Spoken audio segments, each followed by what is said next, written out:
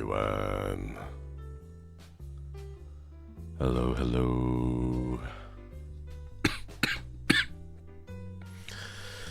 Oh my god, it's still around. Oh, my cough is still here, chat. Get me out of here. Good morning. Sorry if you hear any weird noises. I'm moving my microphone around. Not done any cough drops. I'm actually running out of cough drops. Hey, Shadow. Good to see you. Hello, everybody. Morning, morning. You need soup, brother. I've had so much soup. Dude, Cheddar, for the last month, the last like 30 days or so, I've been eating cough drops nonstop, and I am so sick and tired of honey lemon as a concept. They're great together, but I've had so much honey lemon. It's just nonstop. It's honey and lemon and honey and lemon and honey and lemon. Well then, good to see you. Hello, hello. Do you have a magic cough syrup? No. I mean, I do have, was it paper coa? I have that, but it's more for like sore throats. It doesn't necessarily get rid of the coughing. Gotta get some big clam chowder. Oh, that sounds really good right now, actually. So there must be indescribable cough drop. Yeah, it's mostly just cough drop right now. Man. I thought it was gonna be done because I was sick for like 4 days, 5 days. I was like the muscle aches and the fevers and the cold sweats and everything, but after all that ended, I was like, all right, cool, it's great, so we're good to go. And now this cough has just been sticking around for the last 2 weeks and just will not go away. Ate curry almost 2 weeks. Man. Lex, do you have a throne? I do. But I don't remember where it is. You wanna go find it? I don't have anything on there right now. Let me see. The name of the game that you forgot? What game? What game was that? Describe it. Let me see if I remember. You're gonna hate this, but coffee is a throat irritant. It's a sacrifice I'm willing to take. Yeah. So this is my throne, but there's nothing on there. I don't know if I'm gonna put anything on there right now. Get cough drops with soothing gel in them. I've been taking Mucus DM. It's a Kirkland over-the-counter Mucinex competitor alternative, I guess is the best way to put it. It's got guaifenesin, 1,200 milligrams. That's crazy. When you cough, do you have a sputum or something? You might need some expectorant. I've been eating it. I've been taking it. It's not really been helping, to be honest. I'm not sure what's going on. The cough is different. It's very different from like the types of cough I've had in the past. So, yeah. Coffee's good for you, worth it. It is. I can recommend something for your throat. At this point, I'll take it. It's not a sore throat. It's not in pain or discomfort. It's just a cough. It's just a never-ending, incessant cough. And I think that's what's driving me mad right now. It's just like, yeah. Also, I know I started this year. I was like, I'm gonna be active and streaming consistent again, but like this week has been really busy with work. And then also next week, I am gonna go and visit my parents for a couple of days. So I won't be streaming then too. I don't know, it just feels like I've lost like I could have had some momentum building up, but alas, is not to be. I would trade 50-50 strong bourbon and paper coa. Oh my god, that sounds horrendous. Oh my god, that way, do people actually drink that? That's gonna be so bitter.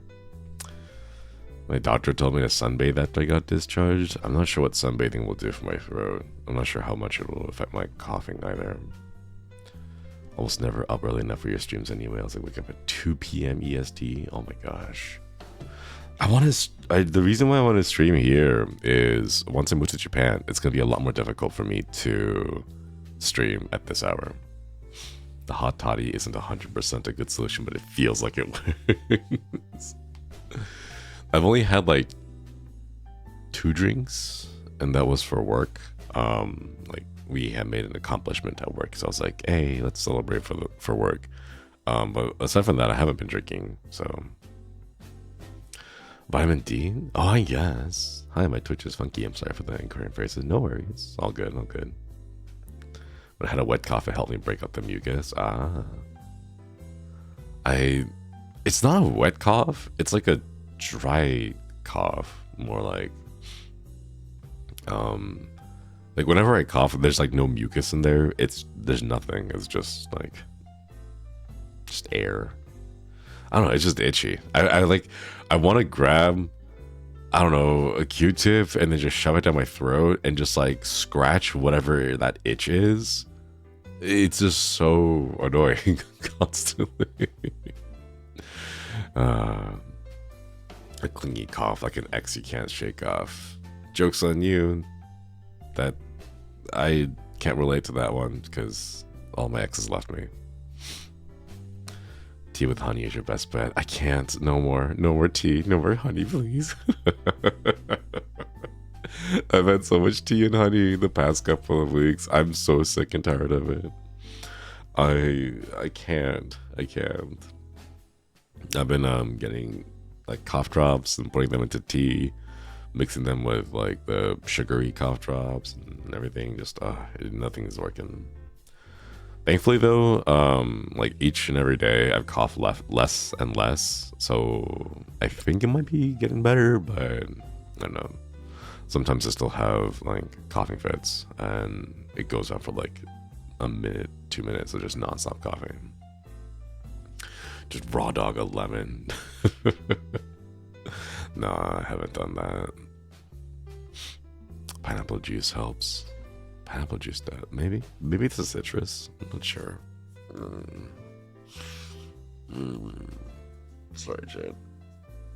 I was actually so exhausted last night that I passed out with my contacts in. And thankfully they are not irritated today. But they do feel a little funny. Give her the stretches.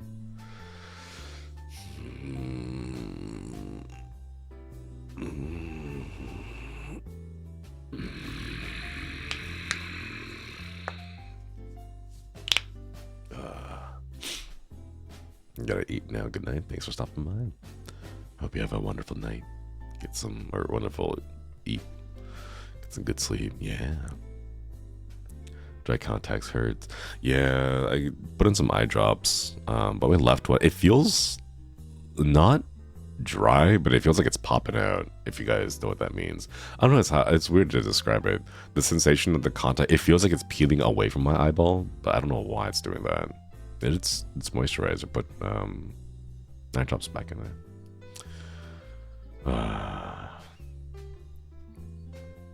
Oh my god, Chad. This year has been weird. It's only been 10 days and it just feels odd. It feels like weirdly different. I'm not sure if it's in a good way or in a bad way.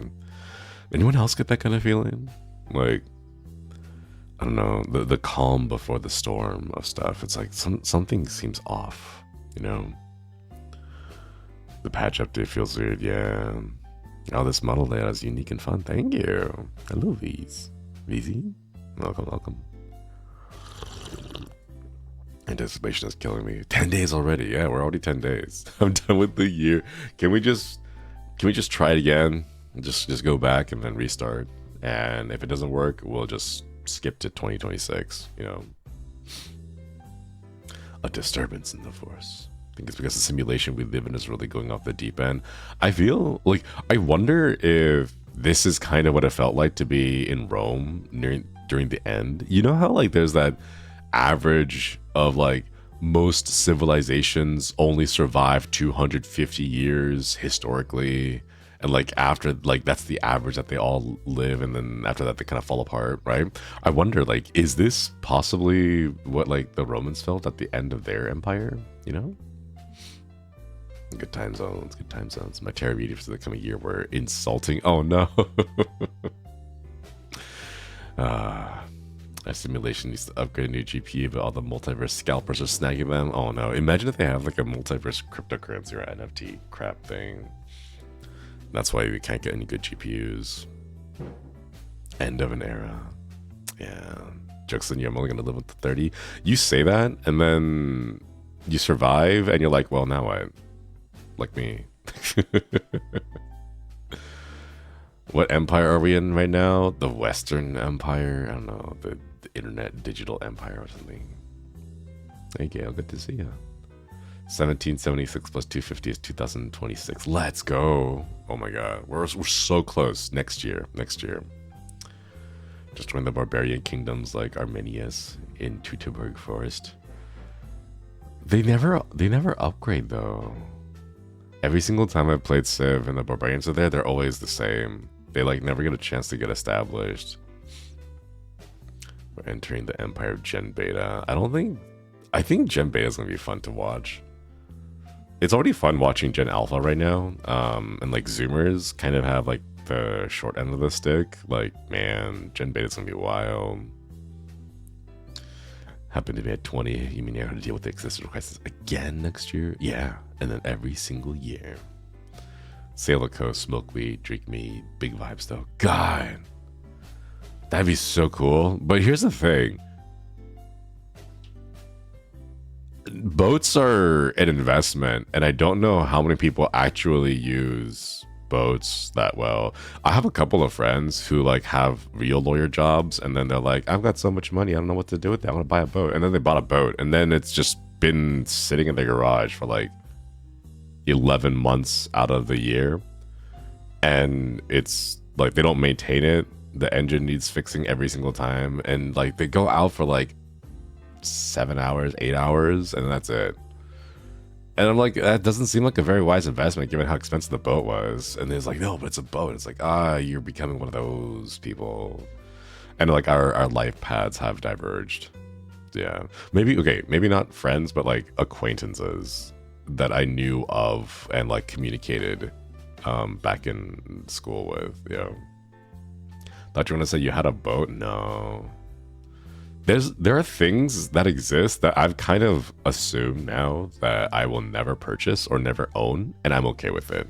Like boats are one of those. I'll never be able to afford a boat, and I'm okay with that because I've seen people using boats, and I was like, it's nothing great. Not that kind of boat fan. Yeah, maybe midlife crisis purchase. He's like 30.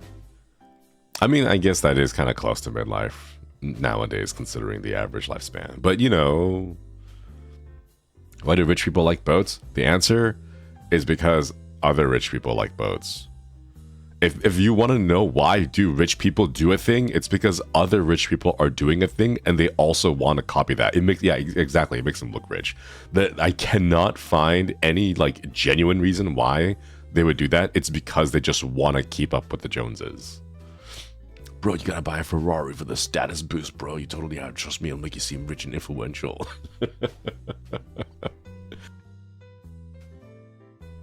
So they can tell people they have a boat. Yeah. Exactly. It's like FOMO, but they have the money to make poor financial decisions. We have to eat these people? No, we don't have to eat those people. We have to eat like the top 0.01% of capitalists. They're easier to hunt down because they keep posting their faces all over the place. Boats are money sinks, the bigger the boat, the more money wasted. Yeah. Like, one of the things that I've been thinking about are like, I know, not a friend, but I know someone who goes on cruises like regularly, as in like 2-3 times a year. And they're like, they're not the short cruises, they're like the week-long cruises, you know? And I'm thinking to myself, like, who would do that? Why would you go on a cruise? Like, I can't imagine a cruise actually being fun because the type of people you're around and then like physically trapped on the boat with for an extended period of time. I don't know. Rogue waves, God, I wish. Give it the stretches.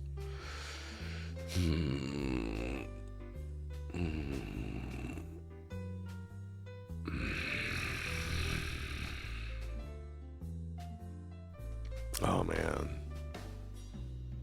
What about sanction waves? Man.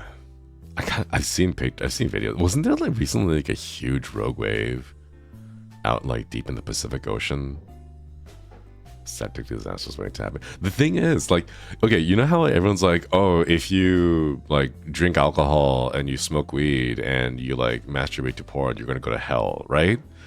I hear that kind of stuff and I'm like, the hell sounds pretty good. Like, it sounds like people that I can like vibe with, you know? Like we share common interests. Like when you go on a cruise, like the type of people who would go on a cruise are like, I don't know, you know, like I'm not sure if I would vibe with the type of people that would go on a cruise, especially the ones who go regularly, you know. You see Murder on the Orient Express, kind of like a cruise, when Moshe segue to recommend a really good movie. I've heard about it, but I've actually never seen it or read the book. I can't imagine that kind of stuff though. I don't know, it just feels weird. Like being trapped on a thing with people that you like, those type of people, you know. There should be two hells, and I had a really hedonistic lifestyle. Man, I wish. Yes, gay cruises, those sound fun. I've never been to on a cruise, let alone a gay cruise, but I don't know, might check it out. Those year-long cruises sound like a nightmare, right? Like, what kind of life do you live that you can afford to just be on a boat for a whole year? Like, what the heck? I actually watch videos of a Japanese guy who goes on a really cool Shinkansen and JP cruises and do silent vlogs. See, those are fine, I suppose. But then, like, you have to talk to people. I'll be in hell, I'll be in good company is a song title for a reason. Mostly families and older couples that watch reality TV. Oh my god. Are these... I thought reality TV... Oh my god. I thought reality TV was a thing that stopped existing and becoming, like, a thing, you know, since like 2000s. I thought like we collectively, like after 2010, we moved past reality TV, you know? Man. It's weird. It's weird. It's getting better. Have you seen MILF Manor? MILF Manor? Been on a lot of cruises before, but they're pretty fun. They're definitely not for everyone. Yeah, they're not for me. And I'm okay with that. Aren't TikTokers new reality TV? Oh my god. I'm really glad that the NPC trend is dead. Oh my god. Did I tell you guys about seeing like an actual NPC TikToker out in the wild? It's crazy, dude. It's crazy. I went over to Miles Morales. Yeah, Miles Morales types. I went to Japan last year. You guys know I went to Japan last year, the first half. I was there for a couple of months for work. And then I had like a little break time where I could go to Osaka. And oh my god. You know the Glico Man poster? It's the running man with his arms like raised up up in the air, right? There's like a giant poster or a billboard. And it's like a big tourist destination, the Glico Man, Glico. There's a small, it's not like a bridge, but it's like a little mini bridge that like leaps over a tiny creek, right? But the bridge has a really good viewpoint of the Glico Man. And I saw someone setting up a tripod and doing the whole TikTok NPC routine, IRL. It was weird. It was great. Like seeing them just standing there, like, you know, like it's one thing to see them on your screen and you're like, wow, it's a person doing an NPC thing, right? But it's different when you're standing in front of them, like seeing the whole setup, and then they're just kind of like, I can't move around, I can't wiggle here, but like, you know, they're like in their idle stance pose and then just staring at it, you know. It's like watching TikTok IRL. I don't know, there's a level of cringe. Yeah, they did it in public. It was out there, just on the bridge for everyone to see. But man, the NPC thing is thriving in Colombia, but it's GTA themed. Oh my god. I'm so glad I don't see it anymore on my algorithms. Doing your home is okay, but it's like weird, but in public, right? In public, that's the thing. I couldn't stare there and watch. They were like bobbing up and down in their like idle stance pose, character select pose or whatever, and then every now and then they'll be like, "Thanks for the rose" or something like that. Like, oh my god. But yeah, I saw one of those in the wild. It was crazy. Thanks for the glizzy. Secondhand embarrassment. Seriously, the only thing that saved me was the fact that they were wearing a mask, so you couldn't see their face. Because at least that way, I could just imagine it being like, "Oh, it's not a person. It's not real. It's just an actor, right?" But like, no, oh my god, but yeah. Idle animation thing is so cringy, right? Like, bro, just stand. Stop bobbing up and down. You're not getting ready to fight, you know? Maybe we shouldn't kill the part of us that cringes, actually. I think that is specifically for people who do NPC trends on TikTok in public. I think that is an okay thing to cringe at. I want to know what Japan thinks of people who do public stuff, do that in public. It's about the same as like what normal people would think. It is a nuisance, but they're gonna stay away and mind their own business. Nuisance streamers is a phrase that they use for like people who live stream in public and cause shenanigans. Hey Roy, good to see you. Happy New Year. Send a big love. Thank you. Hope you've been well, taking care of yourself and all that. Man. Like the guy in South Korea. Oh yeah, I forgot his name. I know he has a punchable face, but I don't remember what his name is. But yeah, that guy. I kind of wish they would just like, you know. Okay, here. Let me phrase the story. Getting lost in a foreign country with no cell phone connection and your battery runs out and you're in a forest that you can't even name because you can't read the characters on the sign, and then you go missing. And then they don't even know where to start looking for you, you know?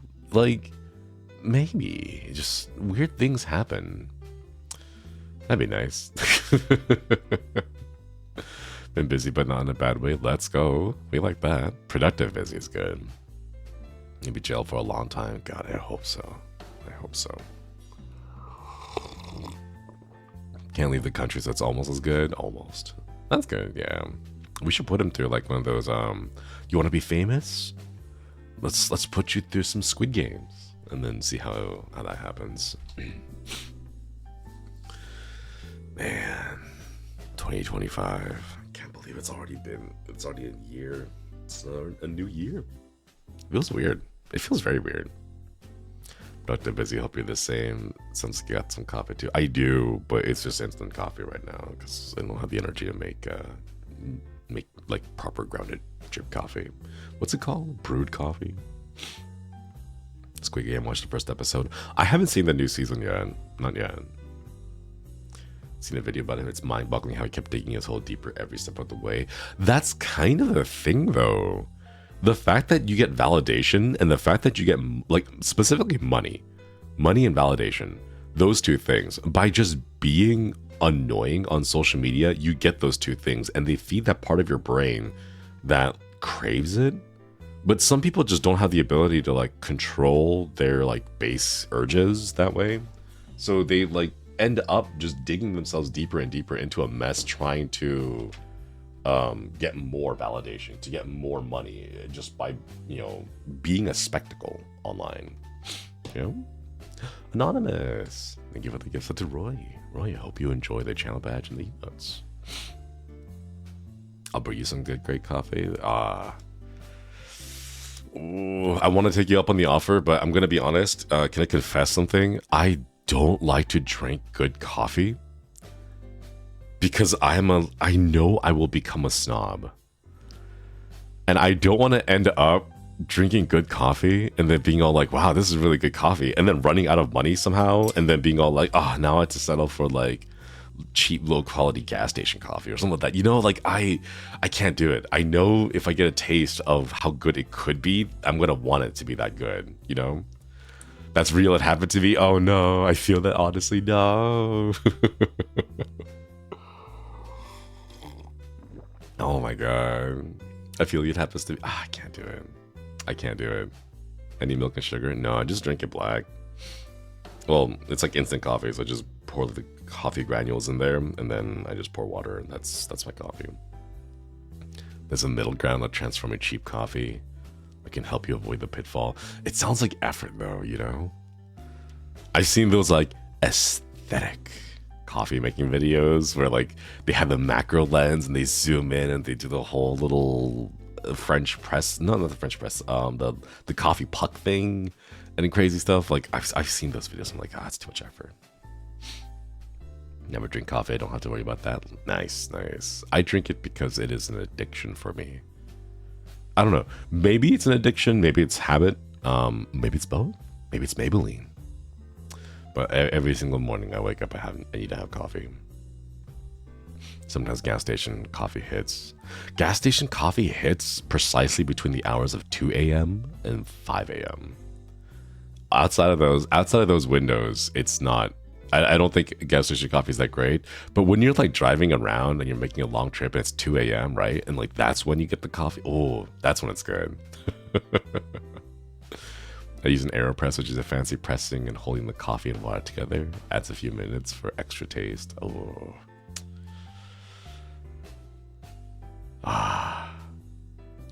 Maybe. But not until I move to Japan. I don't want to buy appliances. This year.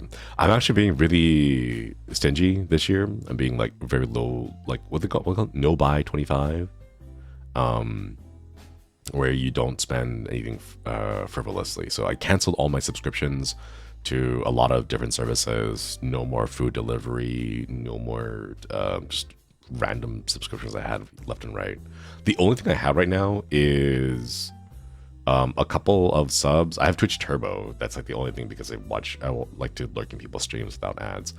And Netflix because I have family uses that. Officially moving, that's the goal. That is the goal. Iris, thank you for the Prime sub. I know you only get one Prime sub a month. Thank you so much for choosing my channel. Hello, Lex. I actually cancel your sub, but use a Prime sub. No worries. That's all good. Thank you so much. Thank you. AeroPress cool, but so much, not so much an appliance, more of a tool. The size of a hand blender. Oh, immersion blender. Oh, interesting. Doing that, but I can go to watch a concert and a VTuber family. God, I want to go to some conventions. I want to be there in person. I want to meet people. Enticing Thorn, thank you so much for this 16 months straight, 18 months total. Thank you for the resub. Thank you. Heck yeah, I want to go back. I haven't been there in over a decade. Oh my god, you should go. If you haven't been there over a decade, I'll let you know. The global panini that happened a couple of years ago has changed a lot. Things are a lot. They're very different. They're very different. Pre and post panini. Lots of things are slowly moving over to cards. I recently read that all the stations that are on the JR lines and the Toei lines are also looking to introduce tap to pay. So you don't need to have like a Suica or a Passmo card. You just need your regular standard credit card that has a little NFC chip, I think. I was there summer 2014. It's been a minute. Oh my god, I hope you get a chance to go visit. Umemoon? Thank you so much for the sub. I'm not sure how to pronounce the name, but thank you so much for the sub. Thank you. Bit of a random question, but if you can make any law you want a reality, no questions asked, what law would you pass? If I could pass any law? Well, the thing is, it doesn't matter if I pass the law. There's a lot of laws out there that people just don't follow, so...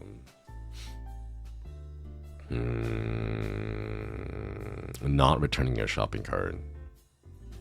If you're in an establishment that provides shopping carts for public use, you must return them to the designated parking shopping cart receptacles or face the death penalty. Boom. Death penalty. Yeah, there we go. I'll just keep working on my brand or whatever people call it. Go for it. Content tax write-off. Be careful with the tax write-off thing. I know I've seen a lot of, because it's the new year and we're approaching April and the tax season and blah, blah, blah. I know I've seen a lot of people being all like, hey, it's a tax write-off. You can do this. But you cannot do a tax write-off unless you have a business. So please, if you're doing any kind of tax write-off for like content creation, make sure you've incorporated a business. A sole proprietorship is enough, but you still need to file the paperwork. You can't tax write-off into like personalized purchases because there's no like, you can't write it off as a business expense unless you can show that it's an expense for a business, you know? But yeah, get rid of currency? No, we can't do that. I don't think humanity is ready for a currency-free life. They're just way too stuck on it. They love the numbers. Got a business, my tax people help me. Let's go. Let's go. That's how you do it. You gotta do it right. Don't mess with the IRS. I see too many people just blindly copying or like blindly following advice they see online. And like, oh, you can write off your game purchases on stream. And like, sure, you could if you like go through the proper routes and you properly like bookkeep and everything and you have all the paperwork, all the receipts and everything. But like, you gotta do it right, you know? You don't want to get audited by the IRS. Like, you would have to do so much of it to get audited. Like, we're talking like thousands of dollars, you know? You're not talking like just a couple, like 20 bucks here or there, right? But like, the more people get away with it, the more bold they get and the more confident they are in that. And it just becomes shenanigans. Also, oh, hey, Anonymous, thank you so much for the gifts up to Silver and Poemi. Thank you for the bits. Thank you.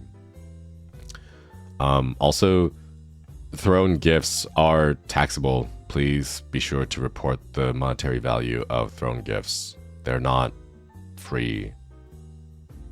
I think a lot of streamers forget that.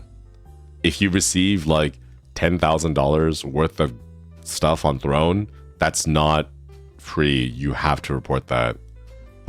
They have your banking information already, so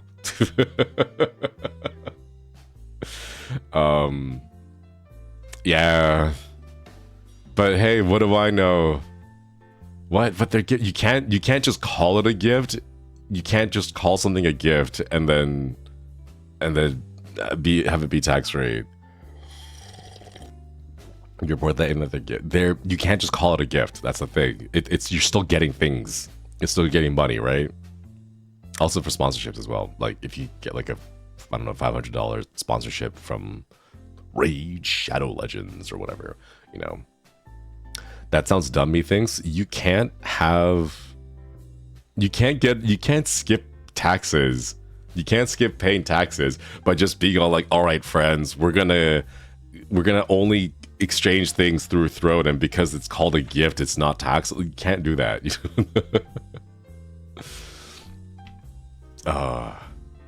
They're not seen as gifts, but more the equivalent of tips, as you would not have received the gifts had you not been working, according to my accountant. Yeah, that's a good way to describe it.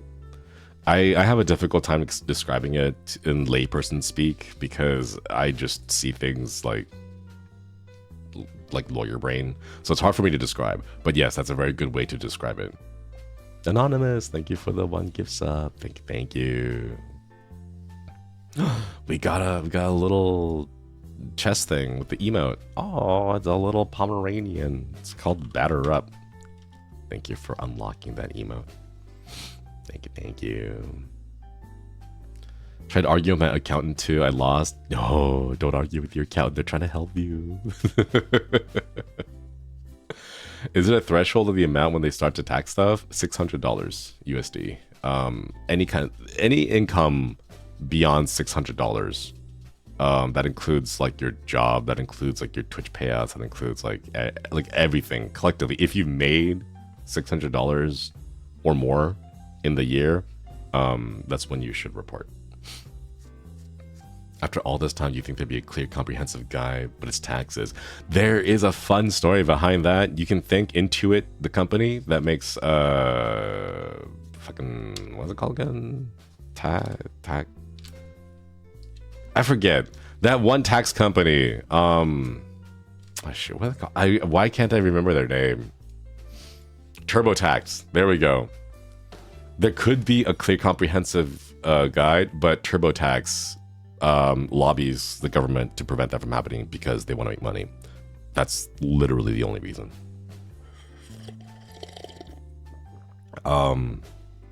Hooray!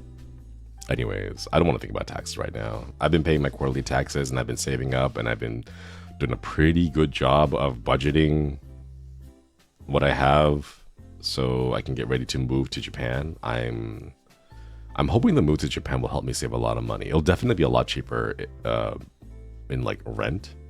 But man, first world democracy, I think it's intentional. I know it's fun to like poke fun at it and be like, haha, it's first world democracy, or like, haha, developed world, right? But I think it is by design at this point. I think it is intentionally designed to be this way and end up like this, but oh well. Would an accountant help you with tax stuff on Twitch? Ask because I don't know tax stuff. I cry every time I do taxes. It depends. I'm going to be honest, for most people, taxes are pretty simple. Twitch will give you a tax form and then you just find the tax form that matches and then you put the number in the box and that's it. It'll calculate for you.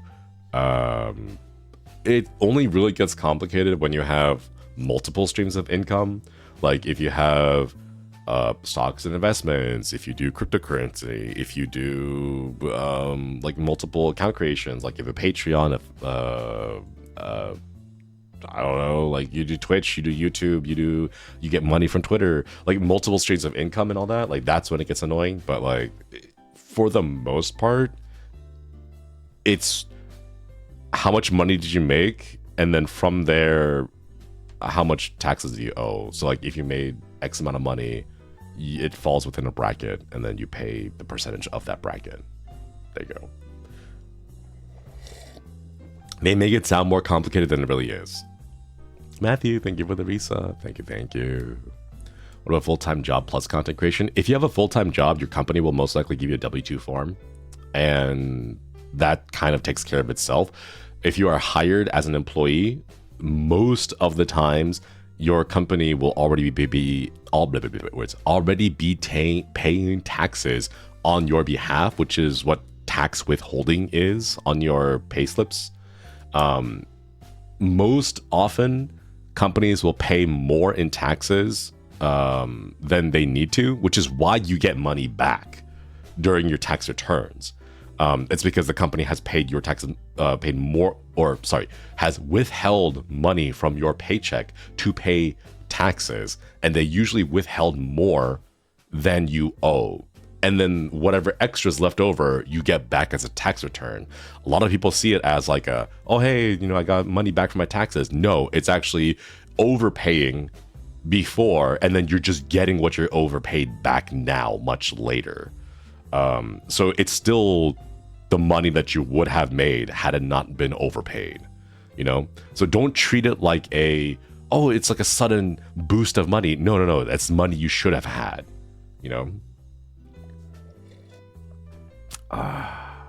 Tax season, little VTuber's most hated time of the year. It's just content creators' most hated time of the year in general.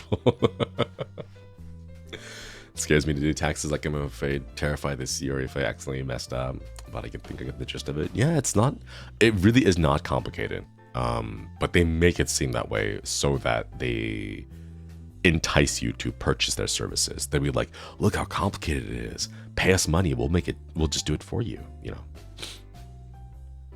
But yeah. Adulting sucks. It does. Snowball, hello. How are you? Doing fine. Doing all right. Ideal situation is getting no tax return back or not owing anything back. Exactly. The ideal situation would be exactly zero. No tax return, no tax penalty, because that would mean you paid exactly what you owed and no, not a penny more. Numbers freak me out. You can't blame me. Yeah. But I think it's good to get familiar with numbers as far as it pertains to your everyday usage. Like, enough numbers to understand taxes, I think, is enough. Give your channel a follow. Thank you. Hello, test subject. Good to see you. With all the legal jargon, of course, it seems complicated. Yeah. I don't... as a former lawyer, I know why we use very specific words that sound complicated and scary. It's because they all convey a very specific type of concept, you know? But it doesn't really translate well to lay people, just like your average normal, you know, your average Joe. It gets confusing for them. Because the average Joe doesn't need that specific... The average Joe doesn't need that level of specificity when it comes to using certain words that you find in contracts, you know?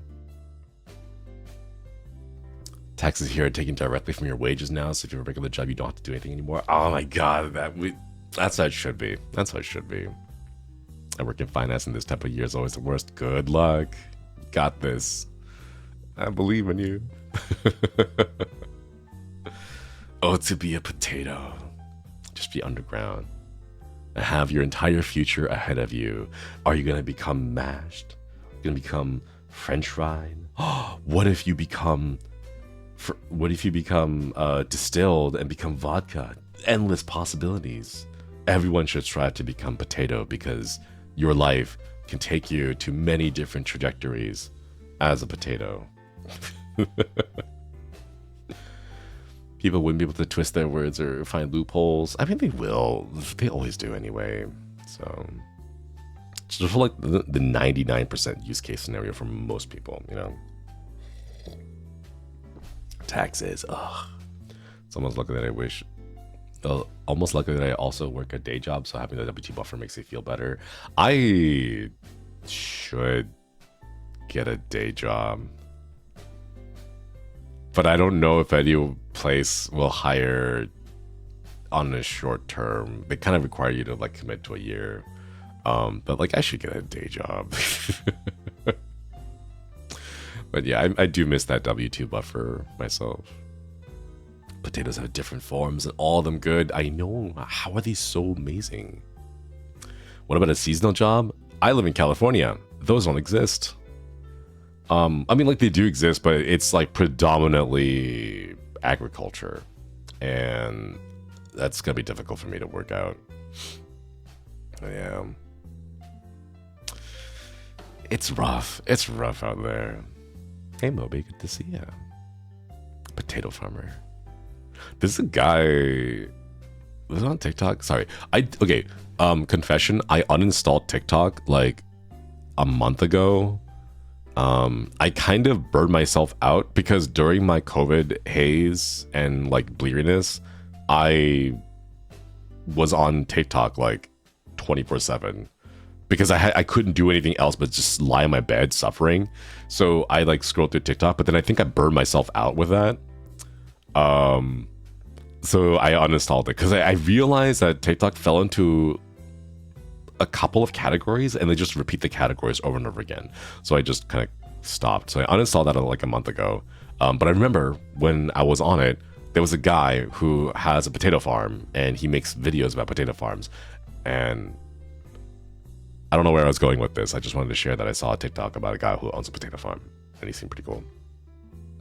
Hello, how's the air quality in California right now? Horrible. It's always horrible. It's California. It's just bad constantly, you know. Tend to forget you live in that part of the U.S. I grew up in VA. Oh, Virginia.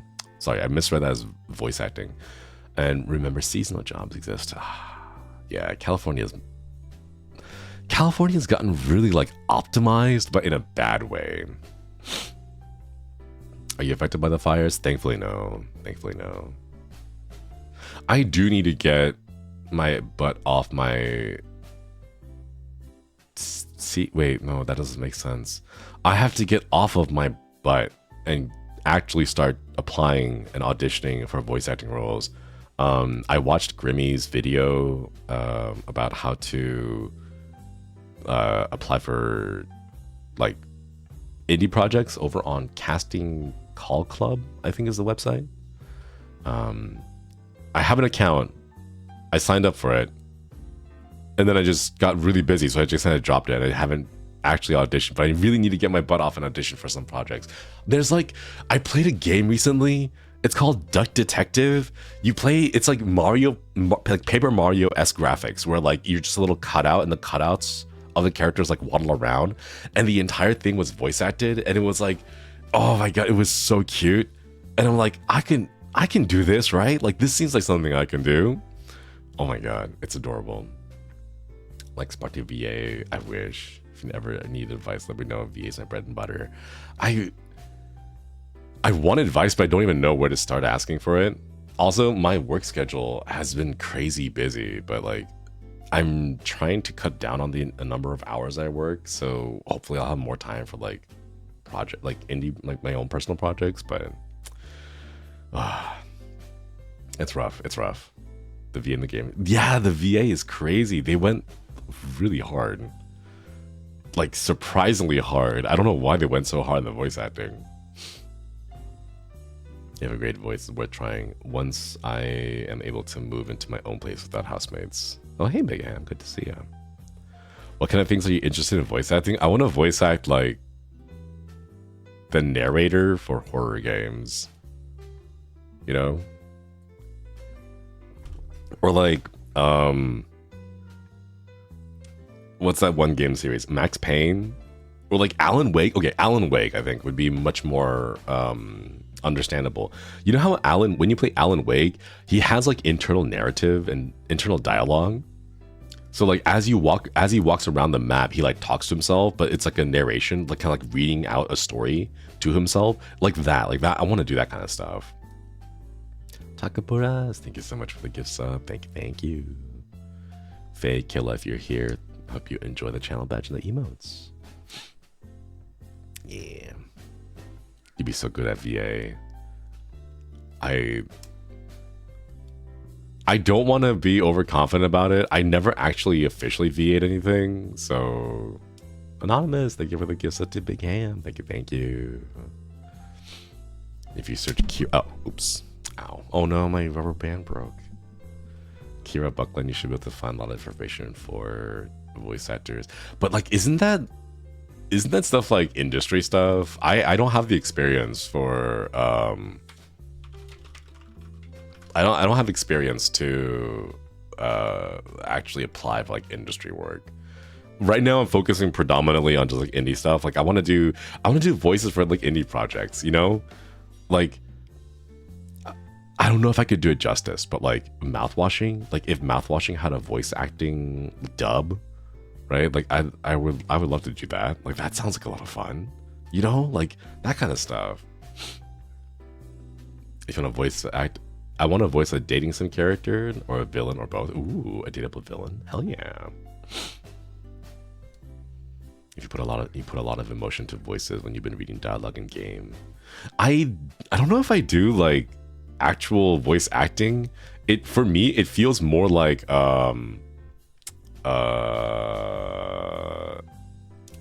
story time.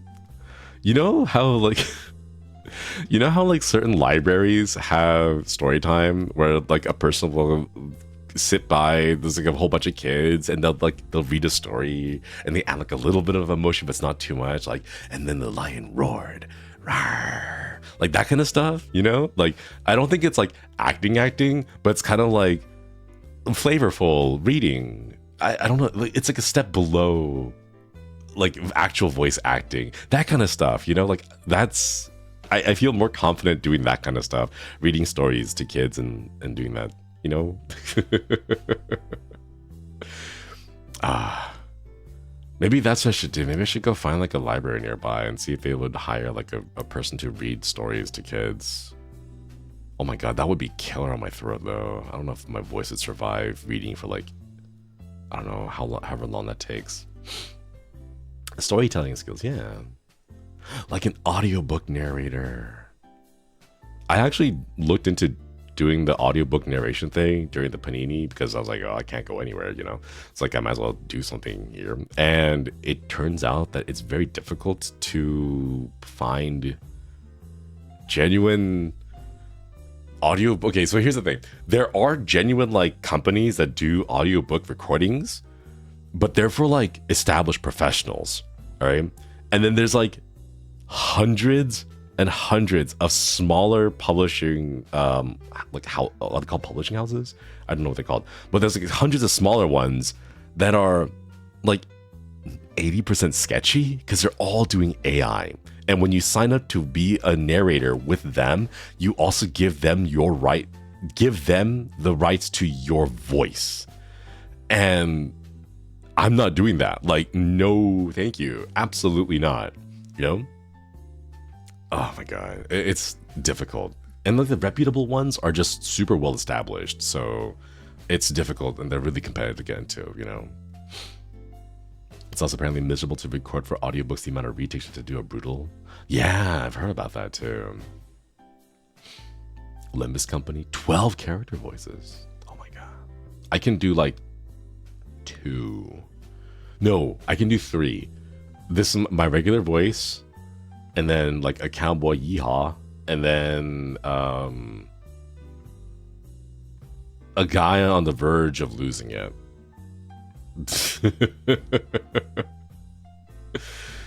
But I can do those 3.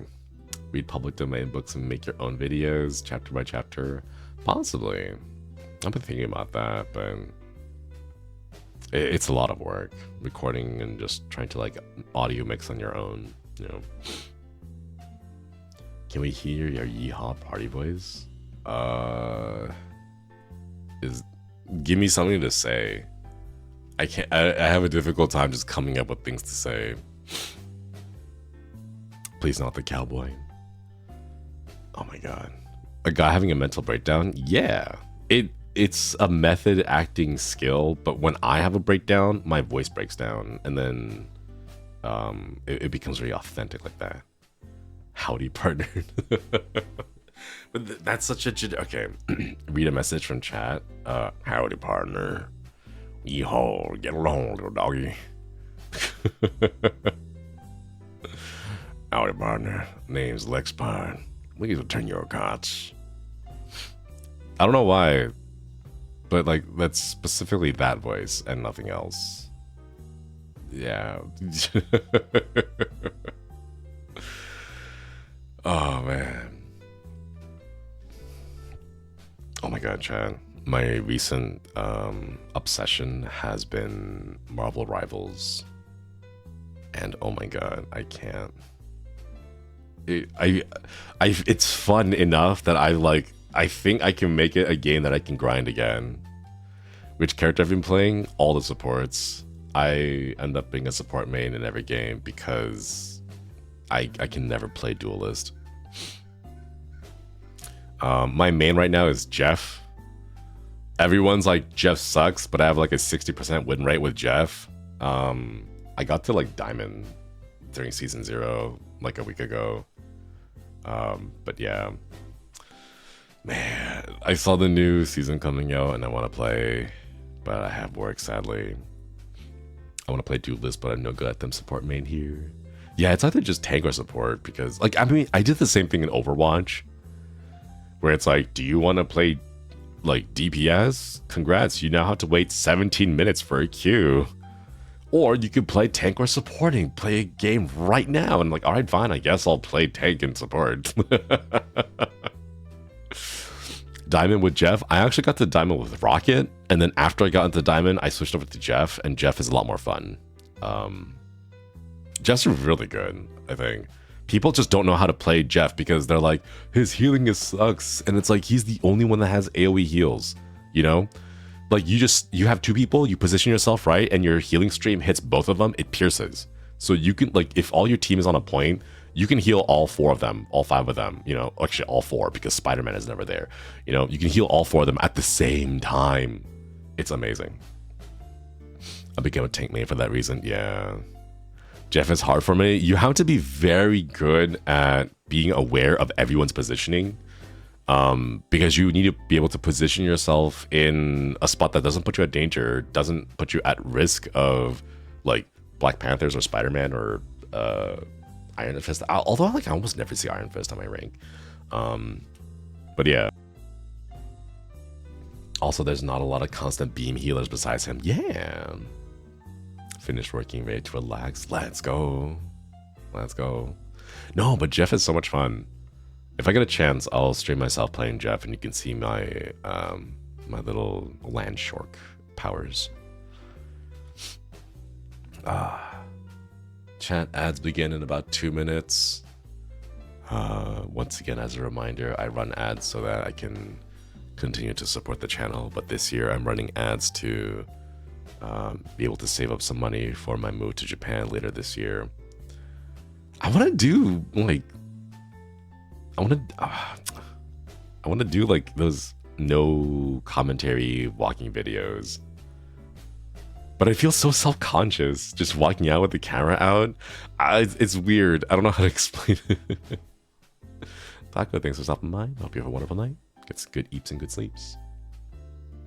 Curious how you play Jeff? I play Jeff backline, just so that I can get good angles on my team. And then when an enemy attacks me, I laugh at them because they can't kill me. Jeff's self-res is insane. So here's the thing. If you get dove as Jeff, the first thing you do is stare down and drop a bubble at your own feet. Jeff's bubble does not open if it hits a wall, but if it hits the floor, it opens instantly. So like I don't know how to explain it. It inflates. Like when you throw out the bubble, it's a tiny bubble. If it hits a wall, it stays tiny until it bounces off and hits the ground. It only opens up, it inflates when it hits the ground.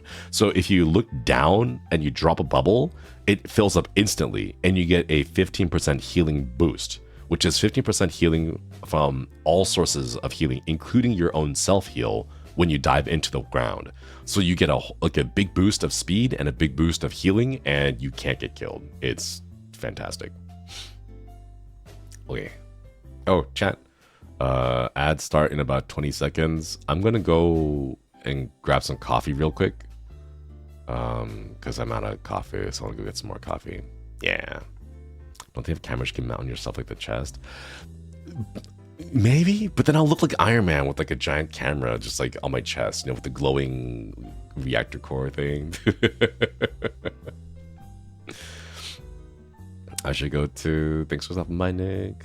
All right, more time for more coffee. Me too. Thanks for stopping by, Roy. Hope you get some good coffee. All right, coffee time. Ads are going up. I'll be back in a little bit. Hopefully the water's still hot and boiling. If not, we'll boil it again. BRB.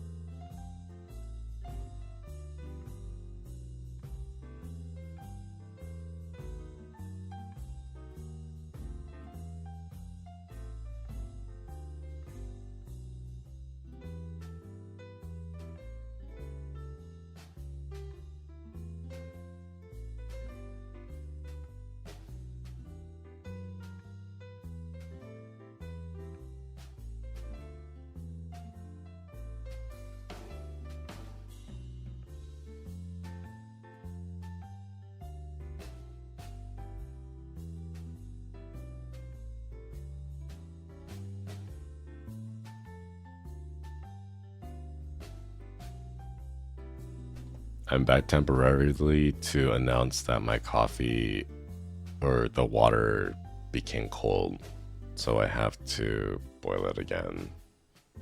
I'm a little sad. But it's winter, so I guess it cools down really quickly.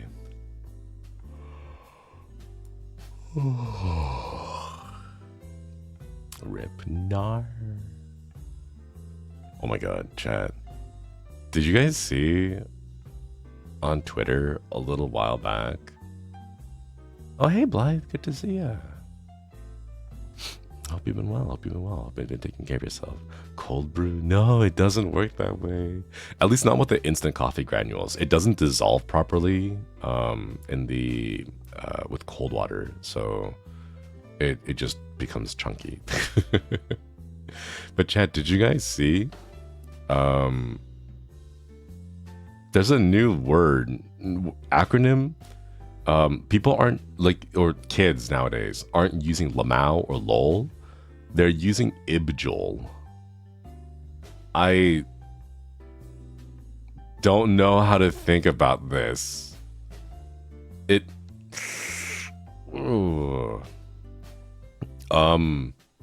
Yeah. I felt so old having to look up what it meant for the first time. Yeah, it stands for I just burst out laughing. I don't know. Am I like, okay, here's the thing. On the phone, you know how you have swipe on the phone, right? So you can like, if you're on your keyboard, you can like hit a key and then you just swipe the letters, and then it kind of like, if you want to swipe lamau, you just place your finger on the L, swipe over to M, A, and O. You make like a little circle, right? Lamau, right? Ibjol is like, what? What? Why do people do that? Is this a TikTok thing? No, it's not a TikTok thing. It's like a people thing. I don't know. It's a social linguistics thing, you know. Quite a few years old. Actually, came from Stan Twitter. I thought it was Korean. Yeah, I thought too. I thought it was Korean too. Like, oh look, the K-pop stands making a new word or whatever. But nope. It stands for I just burst out laughing. I don't know. Ibjol doesn't roll on the overall. Yeah, it doesn't. It doesn't. It just. Ugh. I don't know. I don't know where it's. I'm trying not to be like a boomer.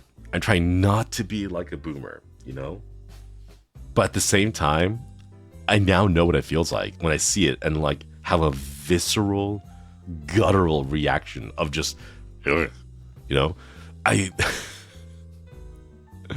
Oh my god. Embrace your inner boomer. No, I need to be understanding. I have to be accepting of change. I have to be all like, yes, my time is now over.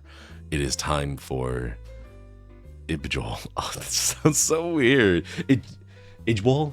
Wait, it's not Ibjol. It's Ibjol. Oh my god. I barely know what IIRC means. How am I supposed to remember IJBOL, right? Ibjol. I just burst out laughing. Here's the thing though. I feel like Ibjol has already hit the same problem as lamau and lol, because LOL is laugh out loud. It already conveys the exact same concept, but faster, it's shorter, and it's easier to type. You can type with one hand, right? Ibjol is like you can't transition from the J sound to the B sound in a fluid motion. It sounds like the ending of a word, right? And then switching over to bol to create that plosive sound. It's such a big, I don't know. It's so rough, but I think that is intentional. I think it's intentional by the kids, so that, yeah, you can't multiply Ibjol like lol, right? I think it's intentional though. Like, it's intentionally designed to be not smooth, not flowy, because they want to be different, which I can understand. Like, we all had rebellious phases, you know. I don't think anyone pronounces as Ibjol IRL, do they? No, because here's the thing. If they were doing an IRL, they would just burst out laughing. They would simply just laugh, right? But you know how like the people who are like lol, but like they're not laughing, they're just like, it's become less of a literal laugh out loud and more of a Like, how would you describe the word lol linguistically? It's more of an affirmation of I understand where you're coming from. Like, I understand the message you're trying to give, right? Like, I can sympathize with this sentiment kind of thing, right? It's not literally meaning that you're laughing out loud, right? I think that's the problem. Age bowl has already hit that wall. People aren't going around age bowling, you know, because if they were, they would just be laughing. As a Dutch, as a Dutch, I'm offended by that. Wait, does it sound Dutch? Oh, think of what the stretch is.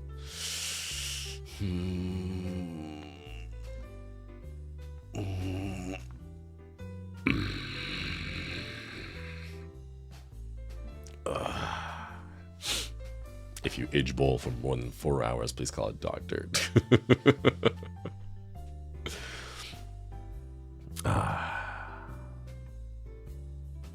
I guess you could if you use the long I. Age bowl. Age bowl. I don't know. I'm reading it in Dutch, the word in the way it's the worst. No. Man. Just another episode of Millennials Have Invented the Wheel story.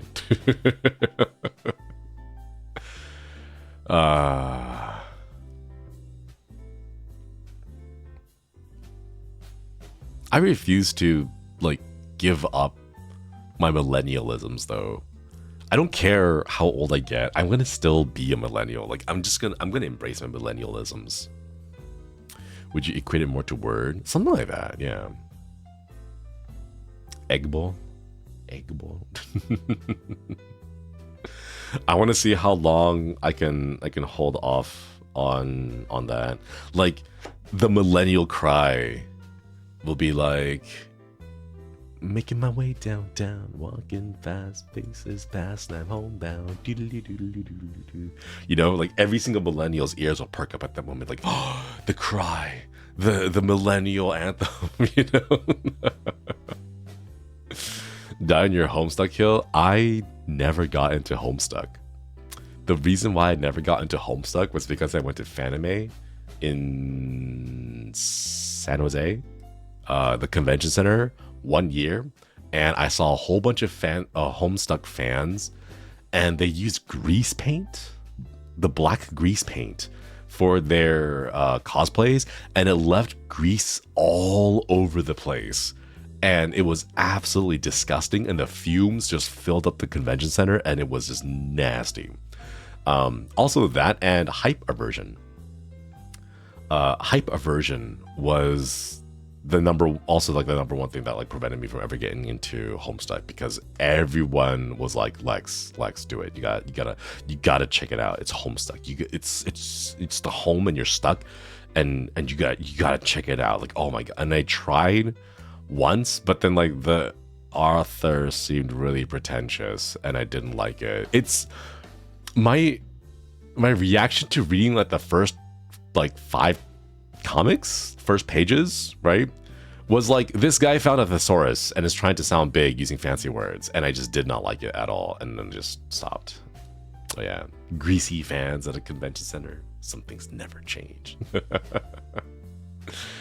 Oh my god, I remember sitting down and then like standing up and then realizing that there's like grease paint all over my pants, because whoever had sat on it first, they scraped the grease paint off on the like the frame of the chair.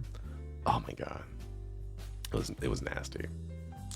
Homestuck is more older Zoomers know. It started when millennials were kind of too old for already. Possibly. I don't really remember. My childhood's kind of a bit of a blur. Tried reading it a long time ago, got lost, gave up. Yeah. I don't understand. I don't want to understand. I think I'm okay with not understanding that one specifically. Nap, thank you so much for the visa. Thank you. Been here for 4 months. 4 months is crazy. I think I got 3/4 of the way through it because I fell in love with Nepeta, one of the trolls. I quit because of what she went through. Oof. Didn't cons used to ban Homestuck cosplay because the damage is left by the body paint in the hotels? Did they? To be completely honest, I have not gone to a convention in quite a while. I think the last time I went to was 2002 TwitchCon, but that's like a TwitchCon thing. That's not like an anime convention, so I don't know. I'm not been up with the times, hip with the times. The bathtubs are stained with body paint. Oh my god. No, not the property damage. Did not have a good time as a kid, so I forgot what happened. Nah. Still over here reading questionable content. I am not familiar with that. I don't know what that is, but I hope you enjoy it. Yeah. Oh my god. Speaking of reading things, I still have my book, A Court of Thorn and Roses, and I've only read like 2 chapters. It's on my desk, taunting me, telling me, Lex, you have to finish it. But god, it's so boring. It's so boring. It's really slow. I think this might be way too slow for me. The second book gets better. TikTok is gone. You have to ready by now. No. Oh my god. Isn't it like GOT flavored smut? That's what they sold me on. They told me it's like GOT smut, but there's no smut here. It's just really bad decisions made by everyone. The entire thing is like, my family sucks and here's the reasons why they suck, and now, oh no, I'm gonna go and do this really cool thing because I'm so powerful, and it's like I don't know. Slow burn is not your trope. It has to be done right. Like, give me a reason why I should care about the character, because in the first opening chapter, they spent the entire time being all like, my parents suck, my siblings suck, and I'm the only one who can take care of it, and if I'm gone, my family will die. Like, the main character kind of gave off way too much of an like arrogant attitude, and yeah. It's because the main character's 20 years old. Oh. Give me smut, but with like mid-30s people, you know? That's what I want.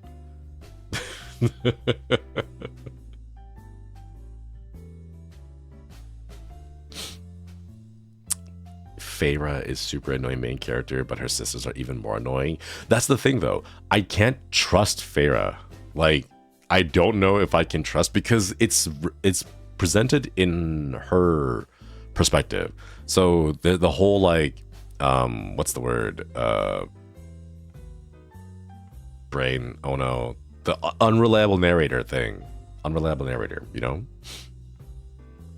Yeah, if you find any good ones, please share. I haven't found any good ones. I stick to AO3. I'm gonna be honest. I finally went around to making an account and put in that request for an account on AO3, and I finally have an account on AO3, so I've been using that instead. I don't have to pay money for these books. I can just read the stories, you know? Keep in mind the Akatar started writing Akatar, which is in high school. Oh my god. That's crazy. That's wild. What am I doing with my life? And you already know the characters is a big plus. Yeah, exactly. There's a lot of Javik on there. Like, a lot. But some of them are kind of like Javik, but they don't act like they're canon personalities. They act the way that I want them to act, and it's like, okay, go get it, yeah. But they're just OCs at that point, you know. They're just OCs at that point if you write them in non-canonical ways, you know. Like, yeah, AU ones, but they take the the A part a little bit too far, you know. I feel like there's so many books on the market now that aren't written as well as what you can find on AO3. Yeah, that's the thing. I've been struggling with Javik, too many out of character. Yeah, that's what I'm saying. There's too many. There's so many of them, which is like, it's Javik, it's the people you love, but they're not going to act the way you know that they're going to act, because they're going to act the way that I want my OCs to act. So like, they're just using Javik as the cover art, and then everything else behind it is not JVIC, and it's like, no, Victor wouldn't do that. Like, haha, yes, Hextrap, but no, not like that.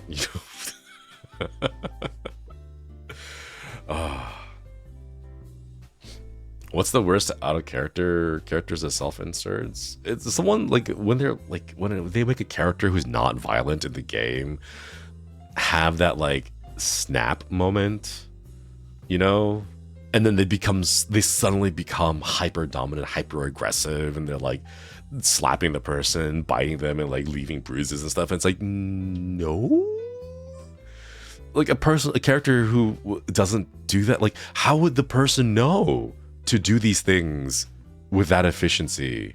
You know, like if you've never engaged in breath play, how would they know how to choke someone out properly without, you know, injuring them? Like that, like when it's that out of character, it just kind of snaps me out of it. And I'm like, man, you know, it's like, yeah, it's not JVIG, it's Jason, and I can't think of another name that starts with Vic, but you know, it's not Jace and Victor, it's Jason and Victor, you know, Vincent. Yeah, it's Jason and Vincent, you know. You go into details, talking JVIC. Oh god, got a dip. Oh no, I'm so sorry. The hex strap is not a spoiler though. Before you leave, it's a meme. It's not real. The hex strap does not exist. It's a fan made creation. Enemies to lovers. Character 1 tried to kill character 2 and then found out. Hex trap should exist. Oh my god. What would happen if you get the hex trap but then you input 3 hex cores into it? Because the last time they input 3 hex cores into it, things exploded. What's a hex trap? It's how would you describe it in a TOS friendly way? It's a strap-on, but hex tech. Oh, just that's the easiest way I can describe it. But yeah, people have made like technical schematics and blueprints of it. It's kind of crazy. Yeah.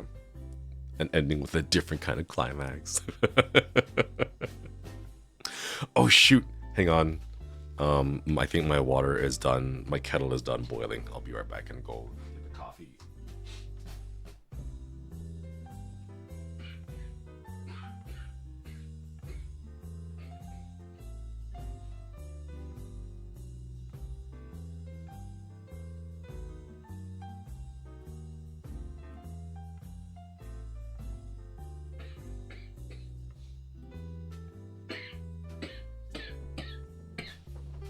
Oh my god.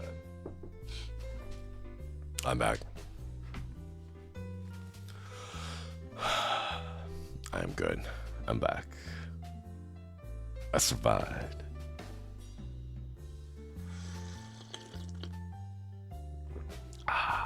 Good coffee. Wait, is just AD or AP? He's AD. I think so. I think he's AD. I'm pretty sure he's AD. I think he has like one ability that scales off of AP, but very small. But I think he's AD. Mind you, though, I haven't really played League of Legends in a long time. I don't know. I can't get into MOBAs anymore. Like, Deadlock? It was all the hype a while back. Like 2 months ago, I think. Everyone was playing Deadlock. And it just didn't click with me, you know? I don't know how to describe it. I played the game and I was like, there's something that feels not fun about this, at least for me. And I just kind of stopped. I just kind of stopped playing it. And I think a lot of people have stopped playing it. They were like, oh, it's just an alpha, so it'll be better later on. But I don't know. I'm not sure how I feel about MOBAs anymore. I feel a little bit like MOBAs are going to go the way of the RTS at some point. Like, League of Legends will never die. Dota 2 will never die. But it's kind of like Facebook, you know? it was one of the first ones that came out, got really popular, and then it just won't die now, just because of the sheer inertia of the community. You know, like I feel like there's a lot of stuff like that. There's a lot of social medias that pop out nowadays that end up, appearing for a bit and then they just die in like 2-3 years. But the ones that have been established, I don't think will ever die because they just kind of maintain and continue to maintain that status that they've got. And I don't know if I like that, Gotta go eat. Thanks for stopping by. Enjoy the eats. Eventually, my grandma will play League. I hope Smite won't die. Aren't they making Smite 2? The new generations don't really sign up to Facebook. True, but like, there's enough people that there is a self-sustaining community. Like Valorant, it's able to keep itself up. I think that's the reason why games that try to become Valorant competitors, like what was that other game called? Spectre? The one that like the pro gamer made, that was supposed to be like a Valorant competitor, and like the gimmick was you have two bodies and you can play two characters at once. Yeah, Shroud, that one, Spectre. It didn't do very well.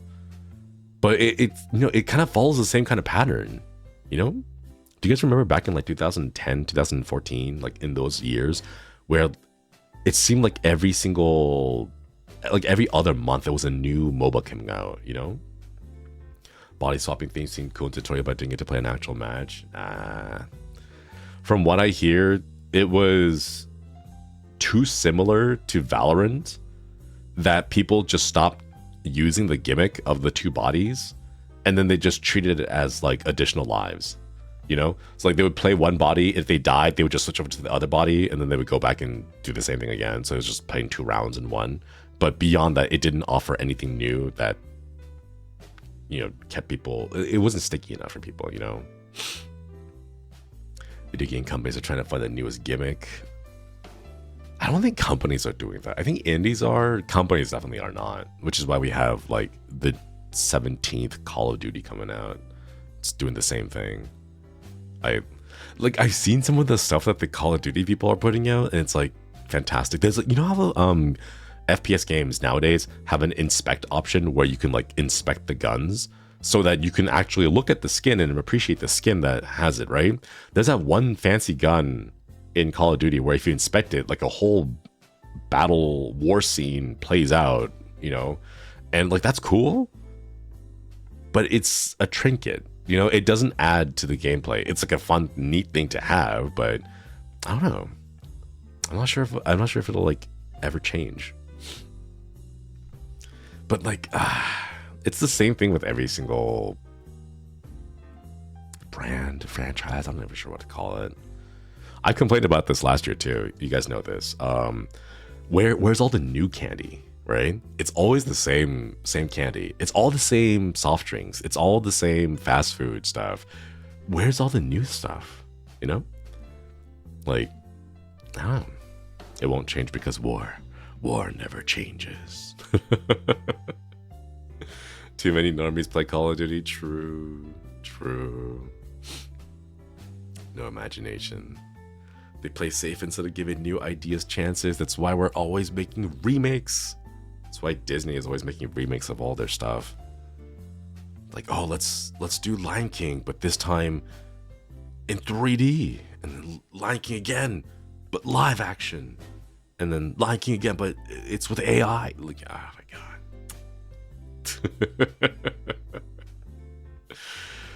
It's hard to make new candy when a big company eats small company. True. Mr. Beast cash grab candy. I remember the kerfluffle with it, but man. I remember like on social media, it's fun to point fingers and be like, haha, your Lunchable, your Feastables or whatever, your Lunchable competitor is all moldy and stuff, right? It's fun to poke fun at it, but he has come out and admitted that his Feastables has made him more money in the 1 year it's been out than his entire YouTube career leading up to it.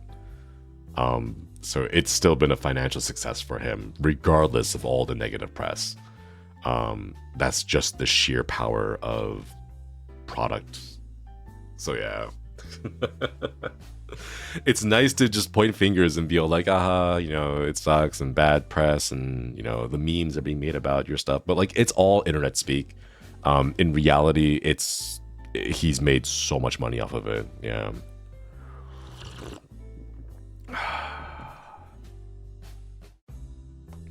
Been waiting for some big companies to die so that other companies start taking risks rather than remaining complacent. They'll never do that, sadly. This is a little bit of a legal thing, but do you guys know about Section 230 of the Communication Decency Act? If you guys don't know, that's okay because it's a legal thing. But basically, Section 230 is the thing that allows the internet as it is to exist. Basically, the TLDR of Section 230 is that the platforms, the services, cannot be held liable for the content that their user posts.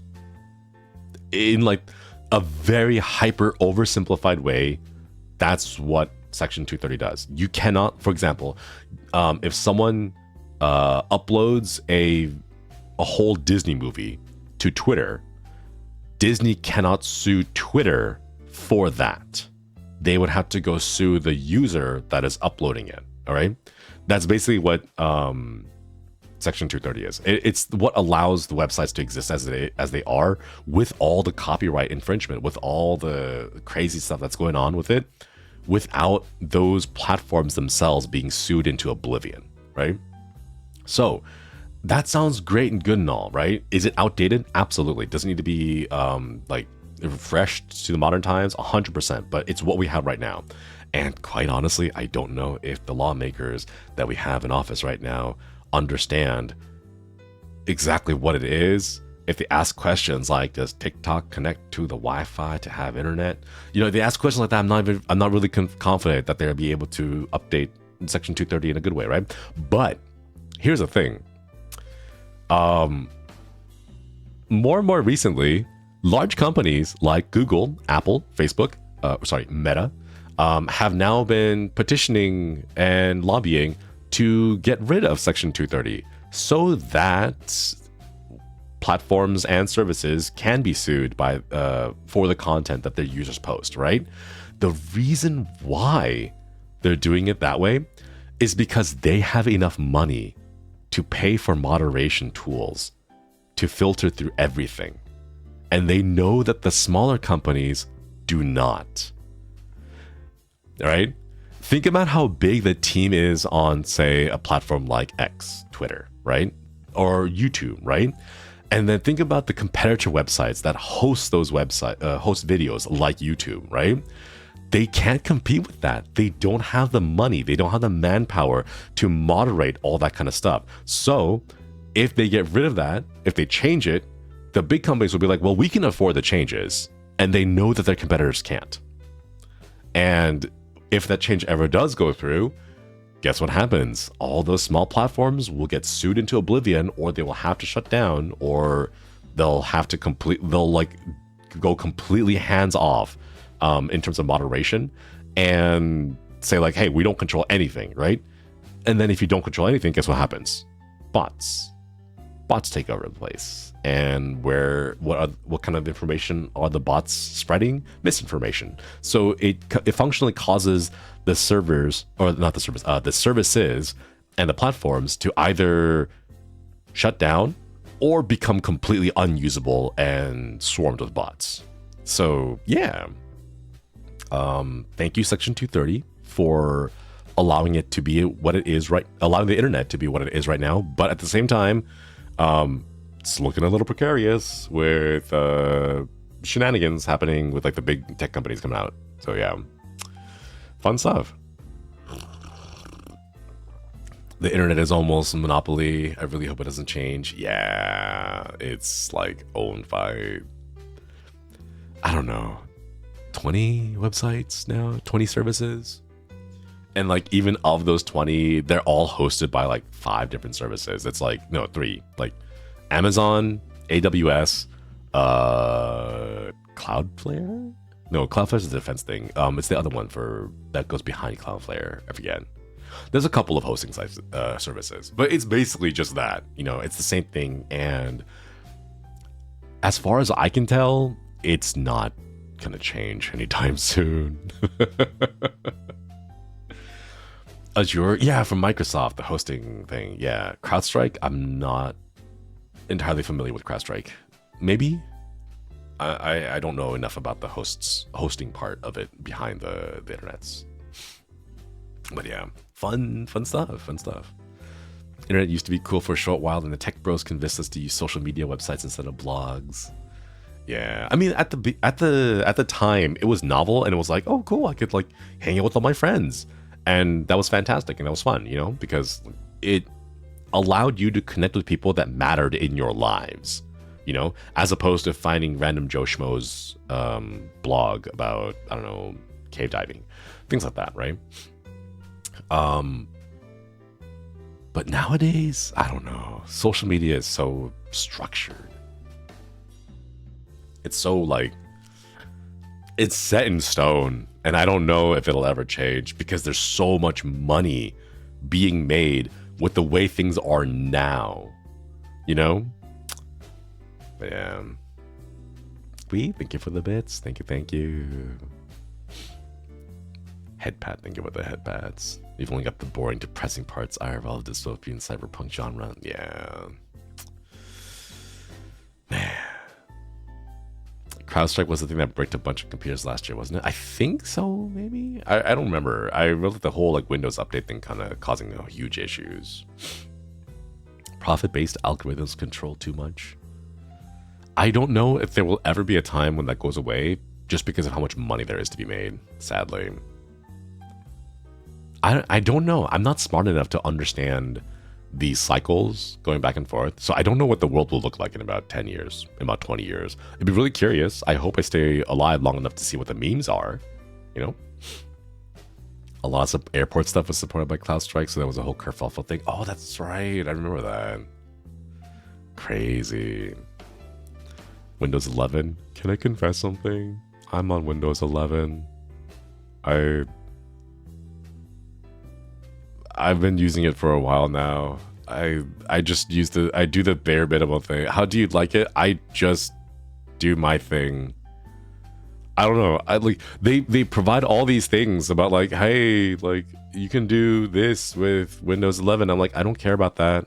I just want to stream and play games. And I can stream and I can play games, so it's been okay for me. They're all trying like, oh, here's like Microsoft Copilot, AI stuff, and I'm like, I don't want any of that. I'm gonna ignore the Copilot part. You know, like, God, I really dislike Copilot. I really dislike any chat like AI thing. It's just I tried to use it, and they were like, hey, the way that you're supposed to use it is you give it lots of context and everything, right? And it reminded me of like, you know those like the cartoons about like, oh God, what was it? Was it Dexter's Laboratory? I think. Where Dexter creates like a computer AI bot that's gonna help him solve all the answers and do all his homework and questions and everything, but then it doesn't know anything. It's stupid. It's just a stupid thing, right? So he spends time teaching the AI how to do math, and then he does the homework himself. Like he just does the homework. Was it Dexter's Lab? I forget what show it was, right? But basically, the effort that he spends teaching the thing how to do basic problems is just effort that he could have spent doing the basic problems and finishing the homework on his own. You know, like that's what he gave me, and I'm like, I'm just so tired of that. I don't want to have to teach this baby, this like fresh new thing, how to do the simplest of tasks every single time. Like, no, you know?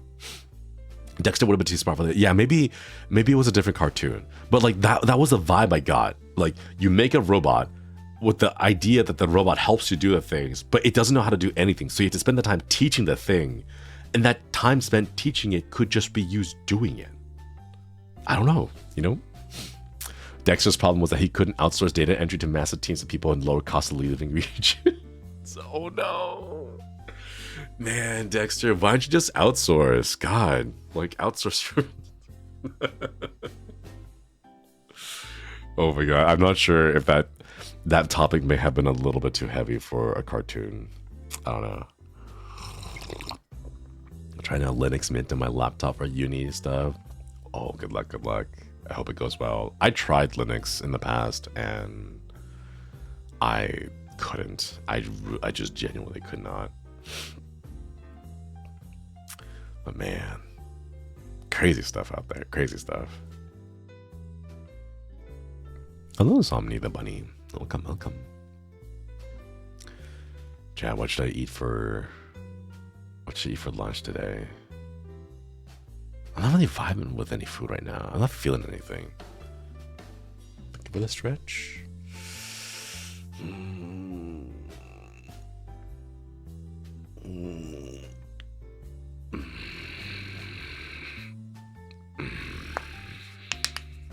you. Completely fine for what I need to do. Web browsing, text documents, PDFs. Nice, nice. If it works for you, then yeah. Eat some Marvel's Rivals matches. I can't. I have a couple of friends that I promised I would rank up with them. So I'm in silver right now, and I'm not moving up. I hit diamond, and it got dropped down to silver 1. So I know a couple of my friends who are in bronze right now because of the new season reset. I can't rank up right now, because if I rank up, I go into gold, and then I can't queue up with my bronze friends. So I gotta wait for them to be able to get a few games in. Yeah, because the last time I went from bronze all the way to diamond, and then my friends were all still stuck in silver, so we couldn't play, you know. Skill issue, yeah, that's a crazy fault. They dropped everyone flat 7 ranks. It wasn't a percentage drop, and it wasn't a complete 0 reset. They just dropped everyone 7 ranks. That's when you bought the Smurf account. I've been reading that Smurf accounts have been getting banned. They've been getting flagged and banned real fast. So I don't know if I want to risk that. There's like a story on the Marvel Rivals subreddit right now about a guy who reported a Smurf, and then they got like bonked real fast. Nice of you to wait. I bet the temptation is real bad though. I've been playing quick matches to satisfy my urge, but God, quick matches are, oh, they're crazy. Insta-lock 5 duelists, and then that one guy screaming at the others about how we need tanks and healers, and like, oh, it's not the same. It's not competitive, so like people don't want to play as a team. They want to play as the playmaker. They want to play for the play of the game. They're super selfish, so it gets really bad very fast, you know. Gotta meet the whole lobby every single time. Seriously. If there's one change I want from Marvel Rivals, it's get rid of all chat. I mean, get rid of chat. Get rid of team chat too. Like, oh god. How long do you think the Marvel Rivals hype stays? 8 months? I think by season 2, I think people will have figured out the game, and they'll want more content that the developers cannot give at a fast enough pace. It's going to hit the same problem that Apex did, of people, the novelty wears off, and then they'll realize, oh, it's not actually that exciting. Once the game is solved, it's kind of like you enter into the motions, and the only thing that you really have a hope for that is that the addiction kicks in, and then you just keep playing out of habit. But like I would say like 8 months, 10 months, you know. For real, I want everyone to be silent. There's an option to do that. There is? I know there's an option to turn off your team chat. I don't know if there's no option to turn off all chat. But yeah, Street Fighter 6 has a problem now. Yeah, I mean, the big issue is that humans are really good at optimizing things to make it not fun. And it takes vastly more time to develop a thing and put it out in production than it is to solve the thing, you know? Like that one guy who made a ARG with like augmented, an ARG game with puzzles and everything. He spent like $10,000 hiring people and spent like 8 months, and then people solved it in like an hour. It's a lot faster to solve a thing than it is to make the thing, you know? You can turn off everything. Ooh, I need that. Hope the whales stay on because of sunk cost fallacy while everyone else moves on. Whales aren't actually the big thing. What are they called? Dolphins? So whales get a lot of exposure and media. Like you'll see a lot of people talking about whales, but whales actually are not the things that keep a game alive. It's the dolphins, the ones that are underneath the whales. So like, for example, like that $250 skin that they put out for League of Legends. If a whale drops $250 for that skin and gets it, that's it, you know? And they're not going to get any more money out of that because they got the skin that they wanted, right? And the whale just kind of is like, all right, cool, I want to drop $250 on it. But them by themselves are not enough to keep the game alive. It's the dolphins underneath them who are spending not $250, but spending like $100, you know? But they're spending it like every single month, you know? Many dolphins are a few whales, yeah. Whales get a lot of attention because of the spectacle, you know, of someone's like, oh, I dropped $1,000 on Genshin Impact and I got a C6, you know, whatever new character is out, right? Like they get a lot of spectacle, but they're not the ones carrying the company, sadly. I mean, sadly, fortunately. I don't know what adjective to use there. But yeah. D&D DMs deal with that all the time too. It's rough. But like, given how Overwatch went, I think Marvel Rivals will survive a little bit longer. But it's gonna end up hitting that wall again with every game company that operates as a live service. They're gonna put out a patch, and then players are gonna solve it within a week, and then demand more content. And then they'll just keep doing that, you know?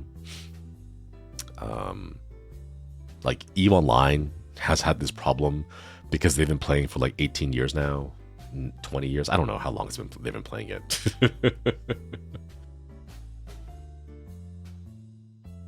What do you call the people who only drop $5 a month? The crabs, minnows? I forget what it is. Like smaller fish. Final Fantasy 14 is going through that right now. Yeah. It happens for all the games. You just kind of, if it's like your first live service game, it feels terrible. But if you've been around as long as I have, I mean, like most of you guys are pretty old too. We've seen this pattern repeat multiple times, and it's just natural, you know. Players create the content there in EVE. No, they don't. They really don't. I want them to, but they don't. As someone who has played EVE Online and was like a member of one of the big alliances, they don't. They really don't. They're so stuck in just building up wealth that they thought they form alliances and do crazy stuff. They don't. They do form alliances, but the alliances that they form are predominantly just to farm, make more ships, and never use them. Like the leaders of all the alliances are they're basically best friends IRL, and they have no reason to just waste their ships that they've got. So like in an ideal world, there would be constant feuding and fighting, right? But they realized it makes a lot more sense to just be on a like neutral, friendly term. The phrase that they use is a blue donut, because like if you imagine like the universe of EVE Online as a big giant circle, in the center is like NPCs. It's like the starter area where like you can't control it, right? So like the outer ring of the circle makes a donut, right? And they call it a blue donut because in the game, when you set someone friendly, they show up as blue on your overview, right? Oh god, it's a megalopoly. Yeah, megapoly. Yeah, it's that. It makes more sense for them to ally everyone around them and then just control the space and make lots of money than it is to actually ever fight. It's been that way for several years now. So yeah.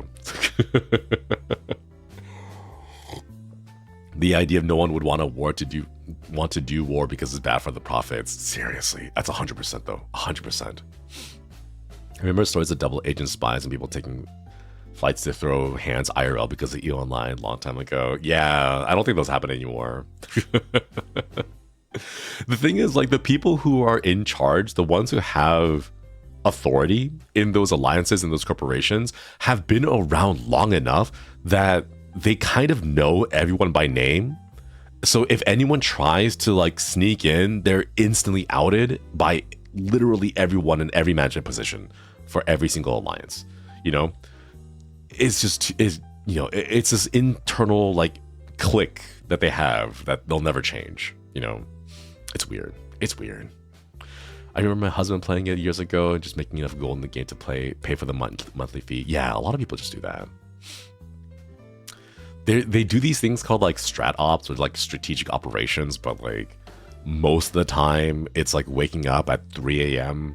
to go shoot a structure or a building that doesn't shoot back because time zone tanking is the most effective way to defend your stuff. Because in EVE Online, your structures kind of are vulnerable, or they're supposed to be vulnerable at any time, right? There's a couple of windows when it opens up. Of like, you can shoot me now, right? But instead of having it fun and end up losing your actual structures, they'll just set the time zone to like 3 a.m. at US time zone, where like the most amount of players would be, so that like if you have work the next day, you can't participate in these fights because it happens at 3 a.m. You know. Since it isn't the adage war is good for business, you would think, but not in EVE Online, not the way that it's set up. Wrap It Up Warriors, the Countess one, they did. It's kind of why I stopped playing, because after a while you realize that the cycle is you log in, you grind a little bit. You log in, you grind a little bit, you farm, and then you form up, you shoot a building maybe at 3 a.m. and that's it. And then the only reason why a lot of people stick around is because of the community. Like, you hang out on Discord VCs and you just chit chat with people. That's really about it. But yeah, I don't know this game, but sad min-maxing took the way of the game's soul. It happens with every game. It's human nature to min-max. I don't know of anyone who doesn't like want to min-max, but solving that problem, I think, is going to be a little bit more difficult. I'm not sure if anyone will be able to find out a way to have a game where not min-maxing it is rewarded. You know, I don't know if that's a thing that can be solved, but at some point I wish there was a game where min-maxing was not rewarded, but because of numbers, you know. EVE is a solved game. It is. Yes, it is. Every single thing, even like living in wormholes, which are considered to be like scary because, I can't see who else is in the system because the chat box doesn't show people's names. Whoa. Even that's been solved. Like there are like a beginner's guide to living in wormholes. Like, hey, you need these ships, you need these structures, and every hour you do this thing to keep yourself safe, and boom, make, hundreds of millions of dollars.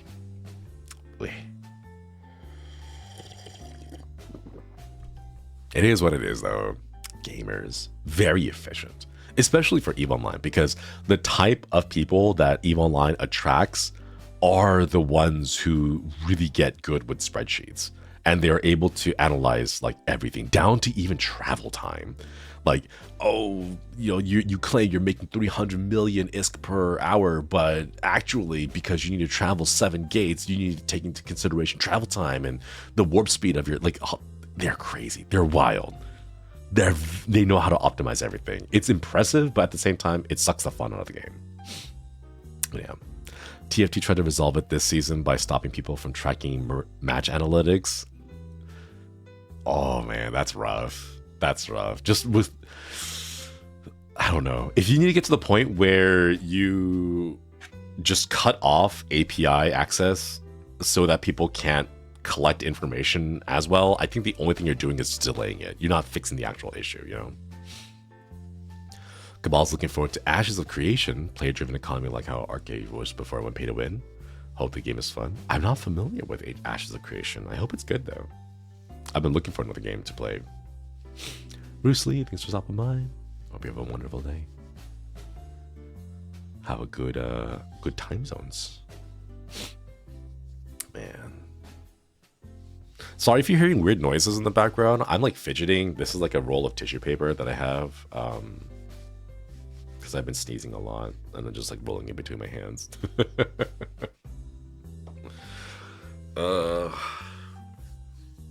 Man. Not hearing a thing? Yay! My noise cancellation seems to be working. Hooray! Man. Chat, if you had told me that in 2025 I'd be streaming on Twitch like this, I would not have believed you.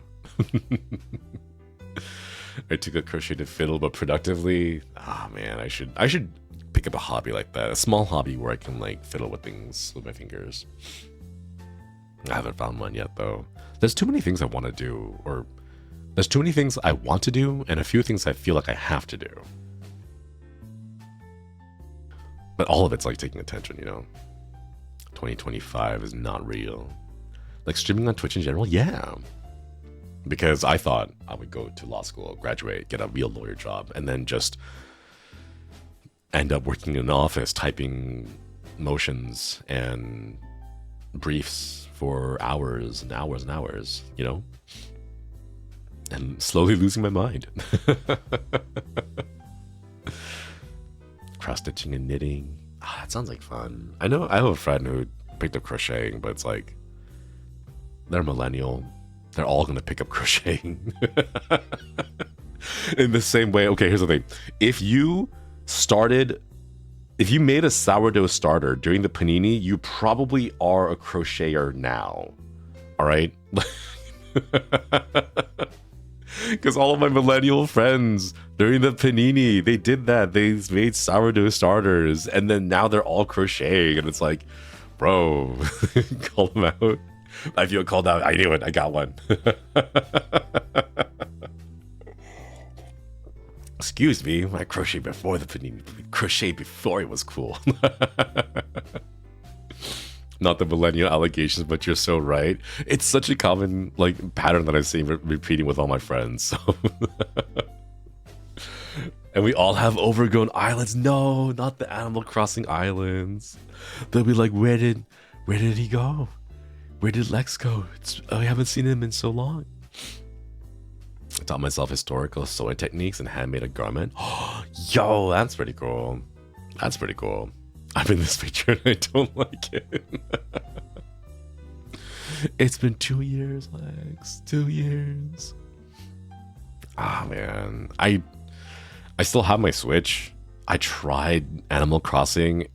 Man, it's just so slow. I just couldn't get back into it, you know? It's sad now. When I used to work at a call center, at least 15 people crochet between calls they taught me. That's actually a really productive way of spending the time. Let's go. That's what I need to do. I need to come up with a hobby that is creative, like crafting type of creative. Not like creative in the sense of like imaginative, but creative in the sense of like it creates, like physically creates things, you know? I think I need that kind of a hobby. I don't know, like wax sculpting or like soap. Like I've wanted to make soap, but then I'm like, I don't want to deal with the lye. I don't want to deal with the chemicals. I don't know. I want to make things, you know? Do you know any musical instruments? Not really. I used to play piano a long time ago, but not anymore. A whittler? Whittling little pieces of wood? Maybe. Painting, sculpting. I'm not a good painter. Stamp sculpting? Ooh, maybe stamp sculpting. Don't they have those kits in Japan where you can go to like Muji. They have like stationery and like stamps that you can make and all that. Air dry clay. I'll look into that. Chat. Ads will be running in about 3 minutes. Be sure to wiggle around, stretch, get some exercise, get some water. No shrimping. Paper figurines? No. Would Gundam or Pokemon modeling kit be something you're into? I've actually never tried those before, so maybe I could give it a shot. That's what I'll do when I go to Japan. When I move to Japan, I'll set up a little hand cam station so that I can do, I don't know. Oh, wait, I know. You know those like foods? The foods that people make, they're like little kits where you can like make sushi, but it's all candy, right? You make food with the candy, right? You like eat little drops of ikura and stuff like that, right? Yeah, candy kits. When I move to Japan, I'll just do a whole bunch of those. The popping cooking ones, yeah, those. I could do some of those. Try making stamps so bad. Oh, I hope you get a chance to do so. The diorama kits. Oh my god. Every single time I go to Japan, I keep seeing those Studio Ghibli dioramas. Oh, look, the shadow boxes. Those look so cool, and I want to make one of those. Might be a 6 months? 6 months? I thought they were supposed to be something you do in like a week. That's a long time. I want to try making some of those. I could probably do those. Don't let your dreams be dreams. Turn your dreams into memes. A little cafe. That was more. I guess my worry is like, I don't know how long I'll be in Japan. I'm aiming for like 2 years minimum because that's what the lease term is. When you rent a long-term lease, it's a minimum of 2 years. So I'm like, I want to stay for 2 years, but I'm not sure if I could afford more than 2 years. We'll have to see, I guess. Got one for Christmas, so relaxing. Ooh. I'll keep my eye for one. Hopefully I can try those. Bookbinding? No, I'm not familiar with bookbinding. Man. I just need to get out of here, chat. Get me out of California, and then I'll set up all the hand cams, cooking hand cams, modeling hand cams, I don't know, like wood whittling hand cams. Chat, the ads are gonna go in 30 seconds. I'm gonna go use the restroom in the meantime, so the ads are gonna be running soon. Be sure to stretch, wiggle around, get some water, hydrate, unshrimp, and all that good stuff. Yeah. Go piss squirrel. Yeah. Let me know if you get hit with ads, let me know what ads you get. I wish at some point we would stop getting car ads and get more, I don't know, like GoPro ad maybe. But we'll see. But yeah. Alright. Ads are going. I'll be right back, chat. Let me go use the restroom real quick. I'm gonna mute myself this time so you can't hear me like coughing down the hallway. Give me just a bit.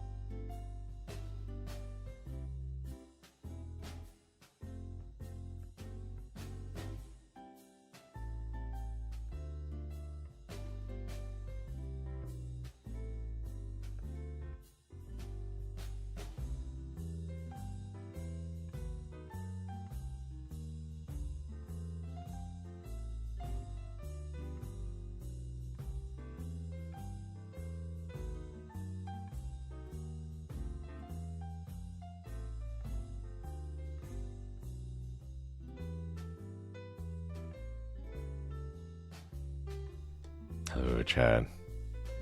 I am back. Fun news. I can open a booster pack in Pokemon.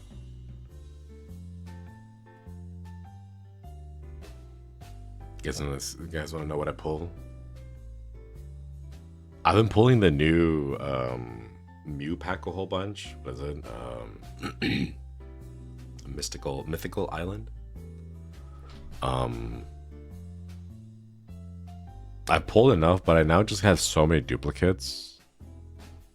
So I'm not gonna pull Mythical Island anymore. I've gotten all. I'm gonna go back to the genetic Apex one because there's a few stuff I've missed. I hope you get something cool. I hope so too. It's almost all been duplicates. Alright. Genetic Apex Charizard pack. Let's go real slowly. And then shoot. Nice. I'm missing number 3 and a bunch of full art ones. I got the 2 crown cards. Yo.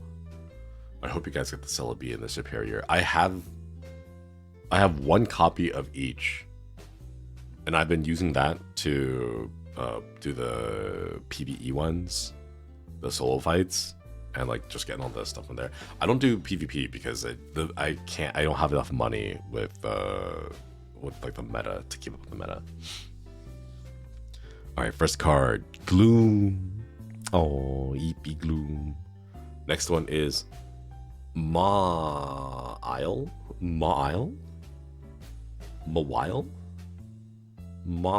I have no idea how to pronounce this.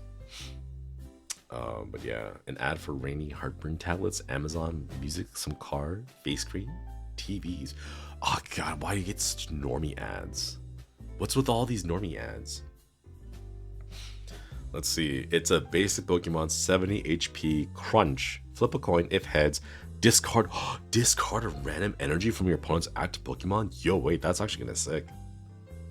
I rarely see discard stuff. What kind of ads do you want? I want gaming ads. Like, at least give me like Final Fantasy ads, you know? No fun ads. What's a non-normie ad? Games. Give me game ads, you know? Good afternoon. It snowed here today. I hope it's warm. I hope you're staying warm from all the snow. Bad dragon ads. Oh, you saw the BRB coffee thing. Oh, there we go. I've said this before, but this Pokemon trading card game pocket thing is the only reason why I'm being exposed to new Pokemon. I've never seen Mawile before. I don't even know what it is. Charmander.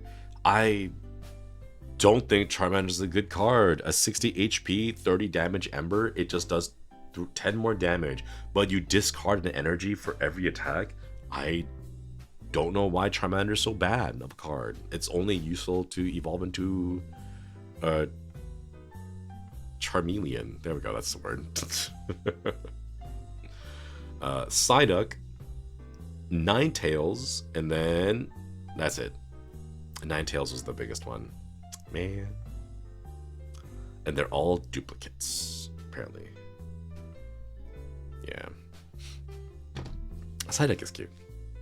Charmander has no charm. If Charmander didn't burn up the energy and discard it, like if it was a 60 HP, 40 damage discard energy, then that would make sense. But it's a 60-30. Like there's a whole bunch of other cards that have 60 HP and they also do 30 damage, but you don't discard. So like, why would you ever use a Charmander? You know, it doesn't make sense. My sis loves the Psyduck part, the weird duck love, Daffy and Donald ducks. Aw, ducks are kind of cute. Do you do the thing where you open a pack and then swipe it to the side to see if you got any foils? I'm not sorry, I'm not sure if I understand. Like you flip the pack over or something? I don't know if it really makes a difference though. Trekkie, thanks for stopping by. Hope you have a wonderful night, get some good eats and good sleeps. I love the Gyarados, so when I don't get stuck with just Magikarps. Hey Lakshmi, good to see ya. Hope you're having a good one. Yeah. The Gyarados is pretty cool. The Magikarps are interesting. I'm not sure when I would ever use a Magikarp.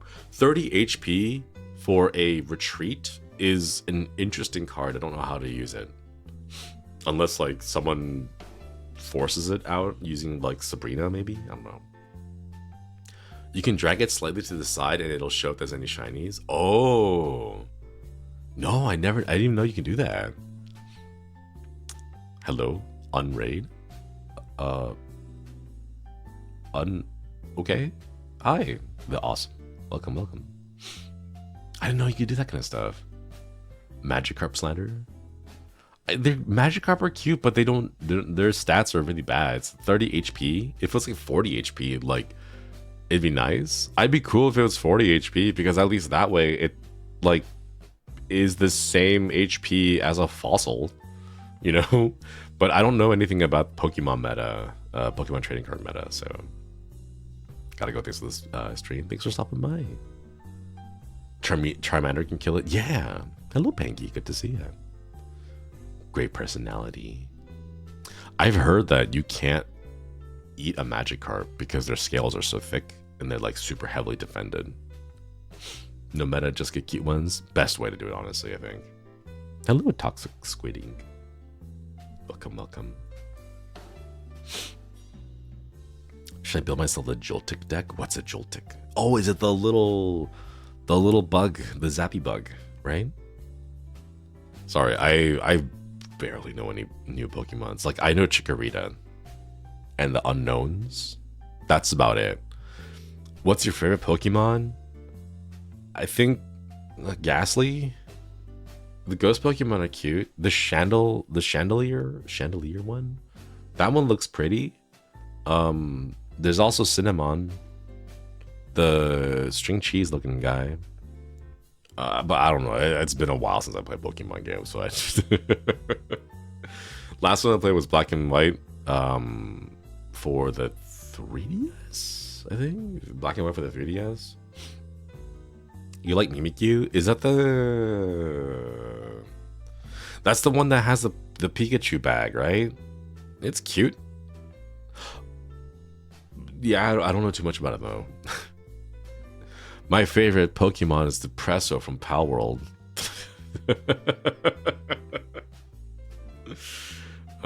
The ghost disguising as a Pikachu. Its face is down below by the feet. You can see its little eyes sticking out from underneath the rag. It looks really cute, yeah. Snom. It took me a while to realize Snom is just snow, but with the W flipped upside down, like flipped vertically. It took me a while to realize that. And I was like, oh, that's really smart. It looks like a jelly. It looks like a little gummy. It's really cute. Yeah. Did not realize that until now. Seriously? Wait, oh my god, really? It's just snow. You just get the W and you flip it vertically. And then you get Snom. I saw that. I was like, whoa. That's clever. That's a cute way to do it. I like to press a plushie. Same. You just dropped the nom. Wait, did you guys not know either? I'd like to think it noms on a lot of caterpillar food. That's really cute. That's a cute way to look at it. I've seen caterpillars eat leaves. It's adorable. They just munch on it. Apple Toon's my favorite. Adorable apple pie turtle. Aww. Don't sound surprised. I thought everyone knew it. I thought I was the one being all like, I was today years old when I learned this. And then everyone would be like, wow, Lex. We've all been knowing since it came out, you know?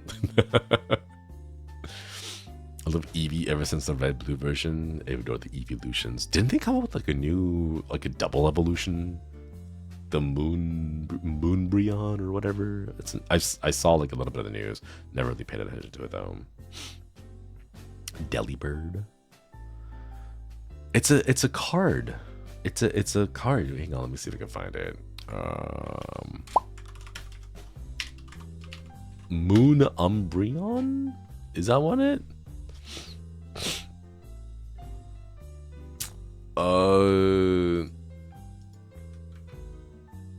Yeah, it's... What the hell is this? Oh my god. What? What are these words? Oh my god. Okay, here, let me show you. It's... What? God, this gives me like the Yu-Gi-Oh. It's giving Yu-Gi-Oh with it, just how crazy it is right now. Here, let me show you guys this one. Moon Umbreon V Max evolves from Umbreon V Dynamax Single Strike Dark Signal. This kind of crazy stuff, you know. What is this? What's going on here? Like, I love Moonbreon. Like, what? Is this where it's going? Thanks for stopping by, Iris. Hope you have a good one. Power creep with Thesaurus. Like, let's see. Ability, Dark Signal. When you play this Pokemon from your hand to evolve one of your Pokemon during your turn, you may switch one of your opponent's bench Pokemon with their active Pokemon. Weakness is Grass. Max Darkness. It's not just darkness. It's maximum darkness. 160 damage. VMAX rule. Your opponent draws 3 prize cards. It has 310 HP. Like, what? It's crazy stuff, chat. Crazy stuff. I don't understand the Pokemon card game meta. Hello, Lolas. Welcome. I just looked, that's around $1,000 right now. Crazy. $1,000. I can never understand. I don't think I can, and I don't think I ever will. But that's crazy, you know. TCG is so intense nowadays. I remember playing in the 90s at Toys R Us. Right? That's what I used to do. Play like with my friends, but man, there's some people who take it seriously. Thank you for the stretches.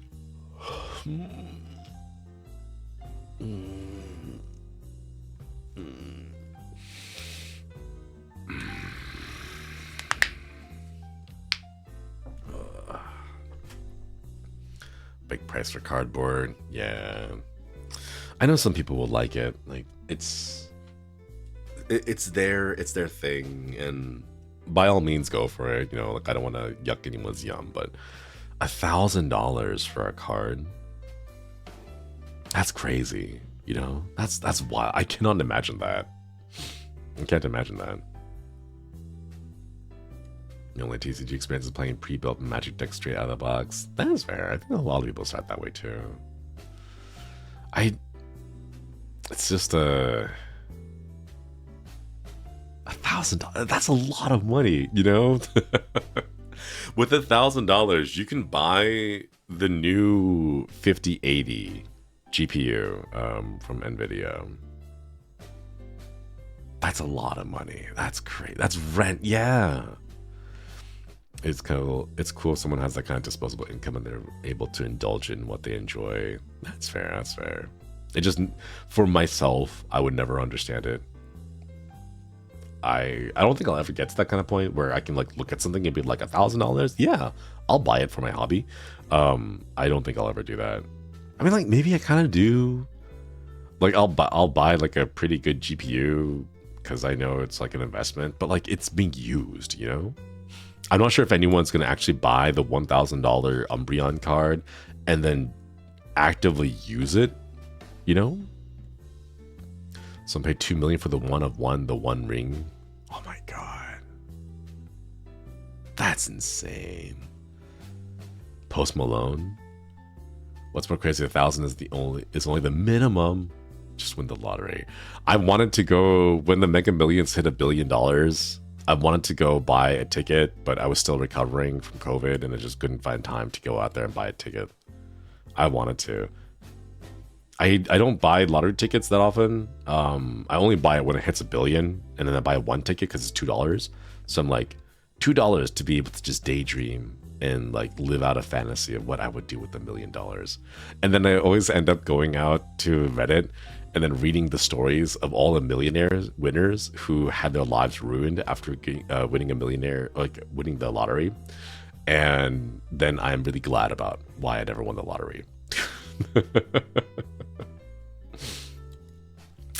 Nice Eggy, hello. Thank you so much for the raid. Let me get you a shout out. Hello, what were you up to? Thank you for the raid. Thanks for dropping your community over. Lost at Ante 8. Were you playing Balatro? Balatro? I think I've seen people be playing that. Right? I think that's what it's referring to. Context-wise. Lost at NT8. Ah, oof. I've never played, so I don't know what that means, but it sounds like you were really close to a goal, and I hope next time you reach your goal. Yeah. Let's go, Balatro. It's been getting a lot of press recently. The $2 Dream Lotto tickets are nice, but then I compare it to freshly chilled drink from the store and I go for the drink. That's fair. At least that way you get something out of it, right? Are you interested in Balatro at all? Maybe. I haven't played it before. I'll give it a shot if I have the time for it. Join the Balatro addicts. We're so normal. It's really good. Is it?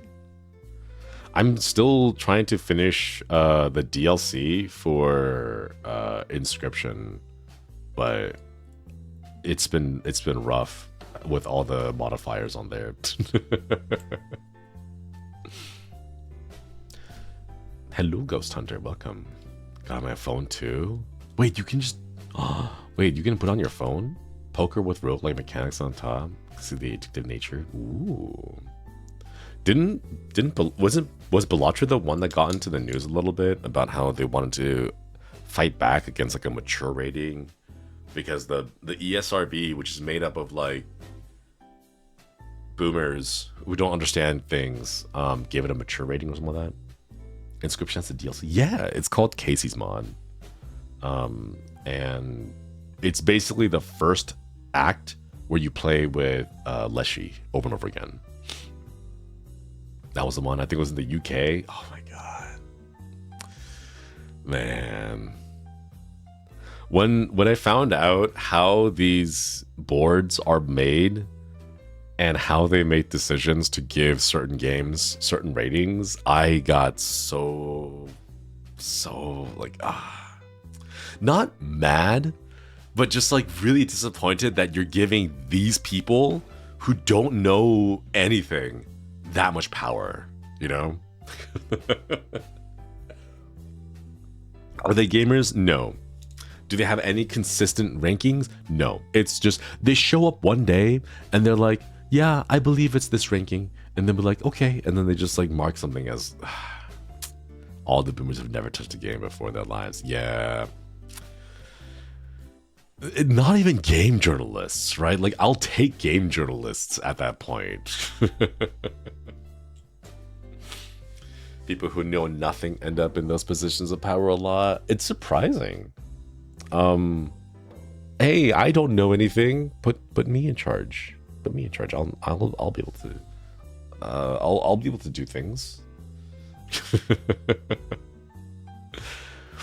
I don't even know who first put it together. I wonder if it's just like a bunch of like parents who got mad about games. They're like, let's get together and form a group and then give ourselves a logo and then call ourselves official, and then from that point on, everyone listen to us. You know, that kind of crap. Ugh. It's the entire world today now. Yeah. Even game journalists. God. I still remember that one Polygon, was it?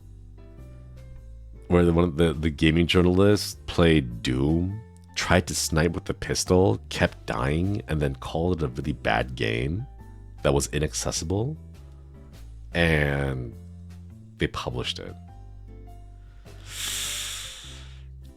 They get a bad rap, but man, they earn it. They earn that bad rap so consistently. It's wild. Reminds me, the parental advisory sticker was made because of a Prince album. Crazy. I want non-prudes. I just want non-prudes to be in positions of authority to make decisions like that, you know? Like, it offends me personally, so we're gonna give it a mature rating. And it's like, buddy, no. Everyone needs to live by my standards. Like, it gives that kind of energy, you know? Justification was that it could introduce poker to children, but if anything, after I played Balatro, I know I never want to touch poker. Yeah, they come up with weird hypotheticals in their mind, and then they just run out, they run crazy with that kind of stuff. How many people had to read it and say, yeah, that looks fine. How many people had to watch that video? Seriously. That's the thing, though. I bet you they didn't. Like, I bet you none of them watched it. They just like, yeah, you're good enough. Let's just send it out, and they just put it out there. Prudish attitudes are getting more popular, unfortunately. Yeah. I don't know how I feel about that. Balatro doesn't even have gambling, and does it? It uses poker aesthetics and naming conventions. Yeah, like it tells you how to, like, make a hand. That's about it, right? I don't think you actually gamble money or whatever. It's a roguelike. So like you don't even like it's not like a lottery. Like you're not gambling and making money off of it. I think the research is some religious fundamentalism for that. Oh no. Wait, if I say certain words, Twitch is gonna flag my channel as like being political or whatever, so I can't say those, and they'll demonetize me. Soon will be a license to be a freak. Oh, but imagine if you did have a license. It's like, you got a license for that? It's like, why certainly. And then you pull out your license, boom. Got my freak license right here. Yeah, certified, notarized. Oh man, wait! I could actually see that being a thing. You know, like on the backside of the card, you have like all the little checkboxes of like what your freak is. Join Rumble? What's Rumble? I've never heard of Rumble before. Getting freaky without a license because I'm just that freaky. Oh, you're a rebel among rebels. Gotta consider your power level, or Twitch will steer your clout. I don't think I have that much clout that Twitch cares about me. I'm a Twitch partner, but like I'm still like a bottom tier Twitch partner and stuff, you know. Chat, what does the freak scanner say? It's over 9,000. Isn't the Japanese original? It was supposed to be like over 8,000 or something like that. I think you can talk about politics on there. I don't want to talk about politics though. That's the thing. It's stupid. The entire thing is dumb. I stream to get away from that kind of stuff, but because I have to adult, like most of my struggles and issues are based around that kind of crap. Yeah, it's 8,000. Where did it change from 8,000 to 9,000? I'm glad it did, because 9,000 feels a lot more impactful than 8,000, but it's a funny change, you know. Embrace cute Pokemon cards, yeah. 90% of the internet is not the right place to talk about politics anyway. Yeah, the thing is, like, not just politics, but like any subject, it ends up being like everyone wants to have a say on a thing, and not everyone should have a say on a thing, and not everyone needs to have a say on a thing. But because it gives you the soapbox, they hop on the soapbox and they're like, here's my take. And it's like, buddy, you should have kept that take to yourself. And now that you've thrown it out there, it's like, ooh, man, you know? Everyone wants the last word, but at what cost? This is why you gotta work out, chat. This is why you gotta eat healthy and you gotta get your daily steps in, right? So that you are more likely to have the last word if you are able to outlive them. Easy peasy, clap, boom. Oh, hey, Lazu, good to see you. Thank you for the raid. Welcome. Let me get you a shout out. Thank you for the raid. What were you up to? You're live. I am. Not that much, but I am for the time being. Hello Raiders, welcome. I hope you had a good stream. What were you up to? I don't have any of my like commands set up anymore. I've been too busy with work, but are you pro or anti scub? I am actually pro scub alternatives, holistic scub. Vio, thank you so much for the bits. Thank you. What? On top of spaghetti, all covered with cheese, I lost my poor meatball when somebody sneezed. It rolled off the table and onto the floor. Then my poor meatball rolled out the door. How close is your table to the door? Oh my goodness, I hope you find your meatball again. Thank you for the bits though. No TTS? No, I got rid of the TTS a while back. I haven't put it back up yet. We were watching the Zenless update stuff. Ooh, I hope it was fun. Hope it was fun. That's a song? I thought it was a poem. Sorry for trauma dumping. That's okay. We do a little trauma dumping here and there. It was so good. I'm actually eating. Yo, let me take a look. What's the new Zenless Zone update? I haven't played it. I actually played a whole bunch of it, and then I was like, wait a minute. I should make like a proper account for this so I can play it that doesn't have like personal information on there. And then I signed out and then forgot to sign back in, and then it just killed all my interest to play it. It's a small room. Oh no. It's a small room, but you gotta pay $2,000 a month for it. Rent in New York City. Anti-orthodox scub. Man, how dare you promote scub in my channel. I rolled Miyabi and haven't played his sons. I wanted to roll for Bernice because she was really cute and I liked her attitude and like the wink was really adorable, but then I was like, I don't want to spend money on it. Then I just didn't. But yeah. That's how most mobile games feel to me. You miss one day and you're like, well, interest is gone. Yeah, that's the thing. That's the thing. That's how you do it. You gotta take a little break and then the spell, the hypnosis, I guess. The hypnosis wears off when you take a little bit of a break, you know. All I heard of you taking Zen laws, the complaining that there's no brawny guys. Yeah, that's the thing. Where's all the big dudes? I know there's Ben, but he's a bear. I want like a guy. I want like a human, like a big human dude, you know? Like all the women are like lolies or like big breasted, breastling down boobily or whatever. Like that kind, right? And it's like, no, like give me some more body types.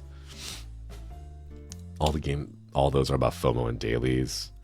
I couldn't do the dailies.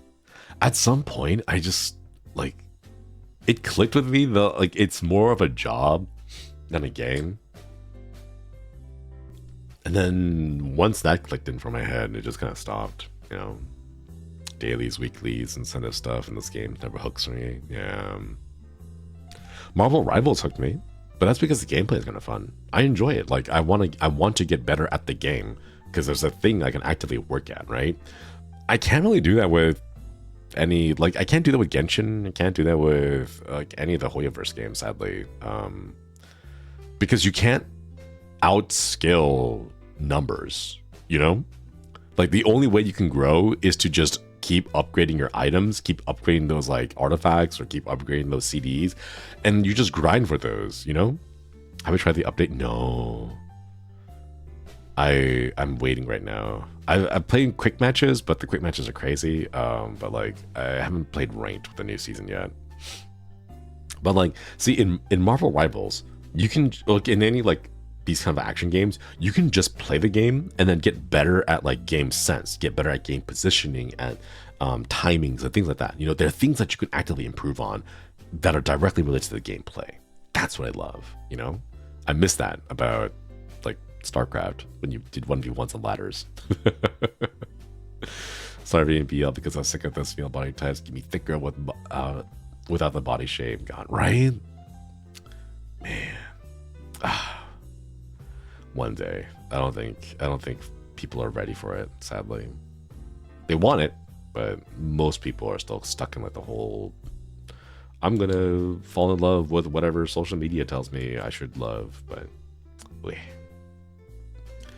Hoyo versus also not competitive. Yeah. I mean, like, I really had a lot of fun with Genshin when it first came out. I would just idly walk around, collect a whole bunch of resources here and there, cook things up, and that was I enjoyed that, you know. StarCraft, crying face. I'm still waiting for Blizzard to get off their asses and be all like, hey, it's been 10 years since Legacy of the Void. We'll give you a discount, 50% off all commander co-op, all co-op commanders, you know? But like, man, have you tried Wuthering Waves? No, sadly not. I'm kind of over it. I'm kind of over those games. I don't know. It's like the other game. There's like Tower of something that like appeared for a year and then died and stuff like that. Not before StarCraft 3. They'll never do it. No, they won't. Lost faith in Blizzard. Me too, sadly. Every now and then I'll go back and play like Diablo 2 because I have it. It's not free, but it's included in the Game Pass subscription if you pay $10 a month. So like every now and then I'll go back and play Diablo 2 just for like nostalgia's sake. But beyond that, no.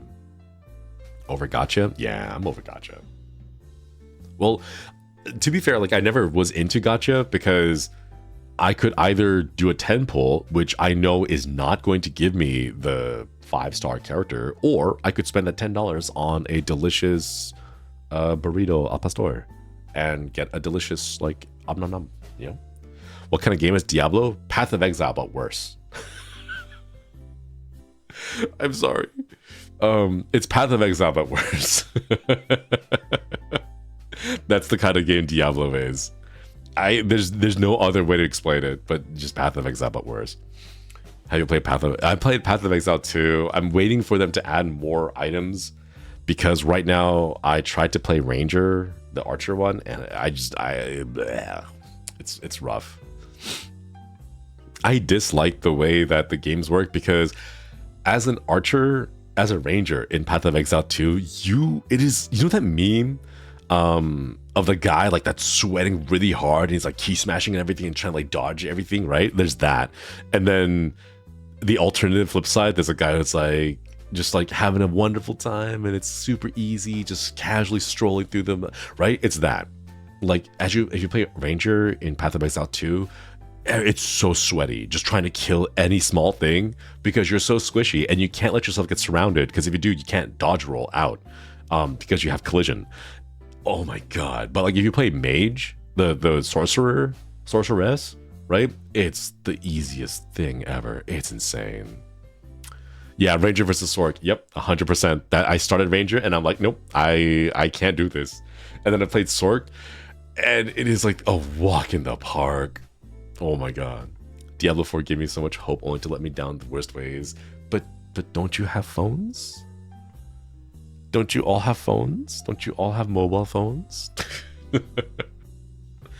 Oh my god. Man. God, that you know that was a not visceral. That's not the right word I'm looking for. That like, you know, the response, don't you guys have phones, came from the heart. It came from the bottom of his soul, right? He thought everyone was gonna be like 100% into, let me just give you money, right? And then when they didn't do that, that response came from his heart, you know? God. I physically hurt when I heard that. Yeah. Friend tried to convince me to play Path of Exile 2, and I said no chance in hell. I've seen the gameplay.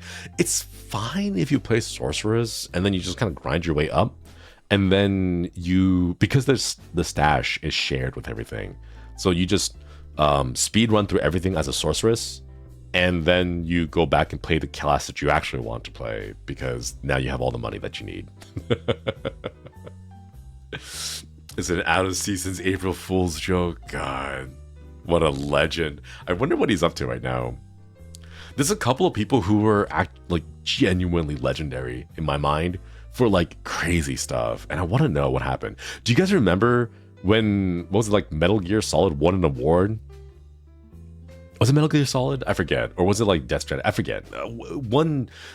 Like during one of those game popularity contest shows, a game won an award, and there was just this kid that walked up on stage and acted like he belonged.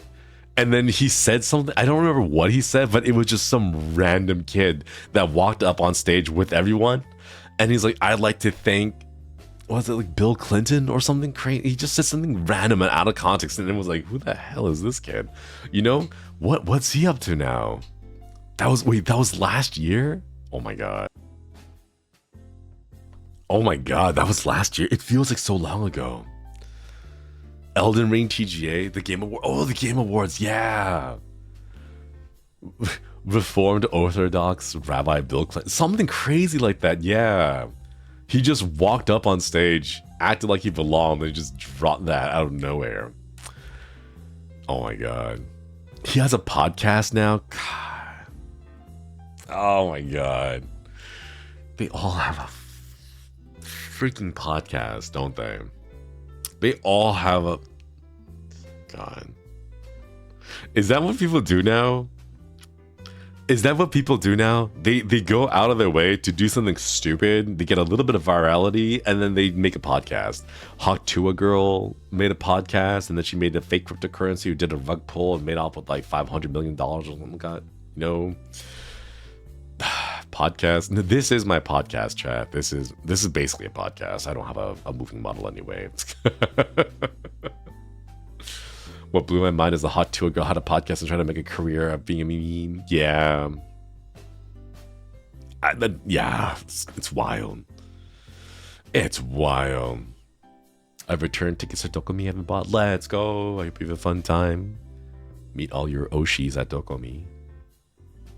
I had to look up the year because time isn't real. That was 2022. God. I can't, man. I gotta get off the internet. I had to get off the internet. I'm online too much. My sense of time is off. You know? Where is she now? I think she went silent on social media after doing the rug pull because she had that Hawk coin, which was a scam cryptocurrency that she was peddling with a whole bunch of people. And then when because the fans of Hawk to a Girl were not fans of cryptocurrency, so they didn't know that it was a scam. So they all bought into it thinking that it was a brand new product. But of course, the people who were running it with her were scammers. So they made up all these lies. They got called out by, oh shoot, I forget. There's that one guy, Coffee Guy or something like that on YouTube. He has a whole channel where he calls out scams, and then he just puts a spotlight on all the bad cryptocurrency kind of crap. Coffeezilla, yeah. Great, thank you for the bits. Matthew, thank you for the bits. Gathering of male hags is called a pot. No, not that. Oh my god. Oh man, floods to touch grass. I do need to touch grass. Thank you for the stretch.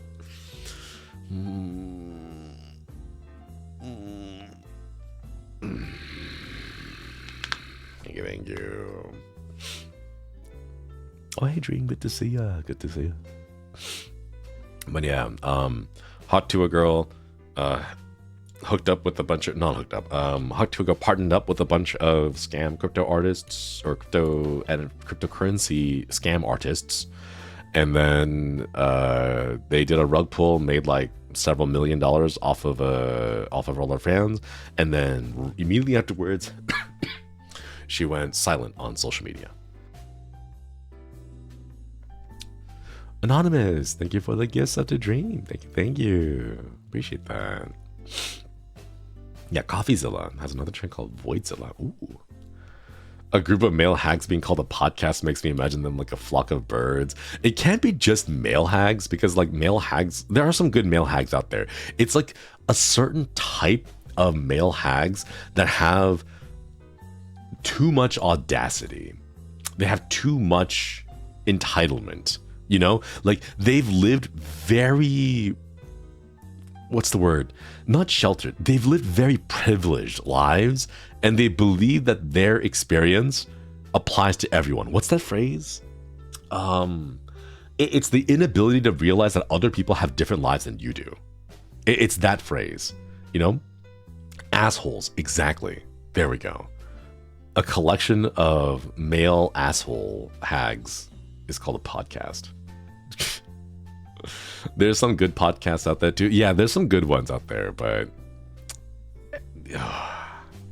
it's a specific demographic I'm talking about. You guys know exactly what I'm talking about. It is like you guys know which demographic I'm talking about when I say it is a certain type of male hag, right?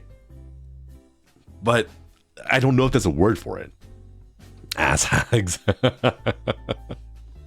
What's a male hag? I'm undereducated about this. It's a guy. It's just anyone who's over the age of 35.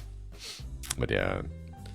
Tech bros? No, tech bros don't necessarily make podcasts. Instead, they go around using bots to like peddle their NFTs and shit that no one wants. Or they repeat things like decentralized as if it's a magical totem word that casts a spell over people. They're like, no, bro, it's decentralized. I'm like, all right, what does that mean? It means the government can't control it. It's like, all right, but how does that help me as a user of the currency? You just don't understand. Your sheep wake up. Cryptocurrency, like that kind of crap, you know. Thank you for saying 35 and not 25. Yeah. I saw people who were like, you need to get yourself an older woman born in the age 1998 or something. I'm like, what? That's what? Excuse me? Being over 35 makes you a hag now. Yeah. We got to gatekeep being a hag. You got to be at least 35. It was like 1998 to 2001. Right. Yeah, if you're born in 2000s, you're not, there's no way you're a hag. You can't be a hag if you're born in 2000s, you know. 18-year-olds be like, I love MILFs and the woman is 25.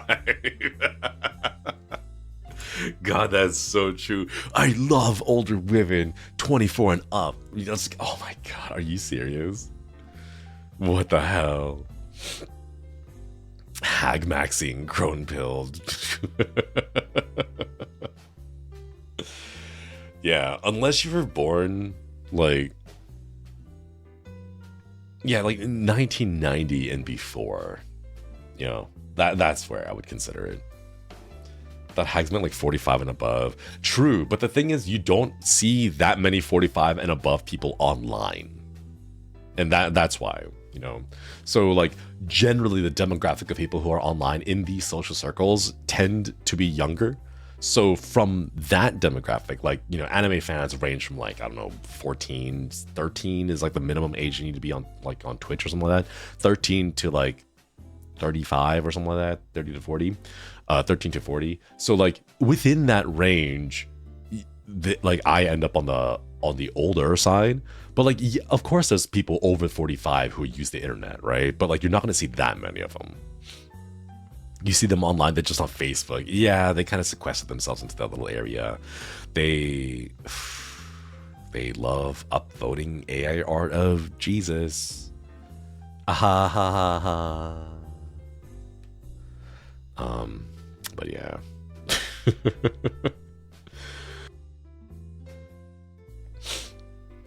If you're not grading at the temples, I don't know if you're a hag. God, you gotta have to look at the salt and pepper look. Perimenopause is something you can worry about. You're probably a hag. If you're worrying about that, probably, yeah. Oh man.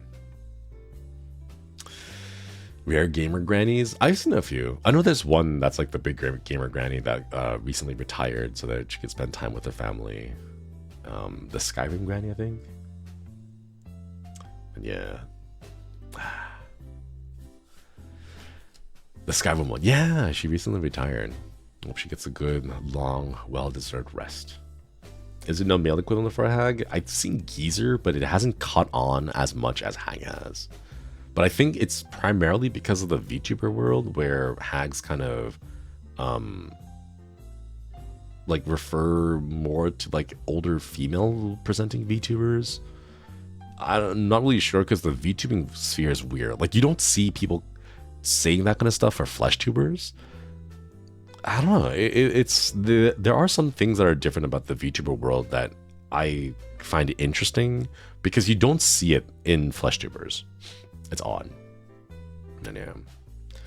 If it make you feel better, Facebook AI art is being upvoted and commented only by other AI. I'm not sure how to feel. Like, on one hand, it does make me feel better, but on the other hand, like, I'm worried. I'm worried, you know? Like, if you see it happening on Facebook, it's going to start spreading out, you know, and affecting other places. I definitely see relatives sharing AI art unknowingly. Yeah, that too. Like, ugh, man. Dead internet theory being accelerated. Didn't they recently put out like a whole bunch of fake AI profiles? And they're like, hey, you're like fake people that you interact with. And it's literally just bots, but sanctioned by the company itself. Like, why? What? In what world would anyone ask for this? You know? Thank you for the stretches.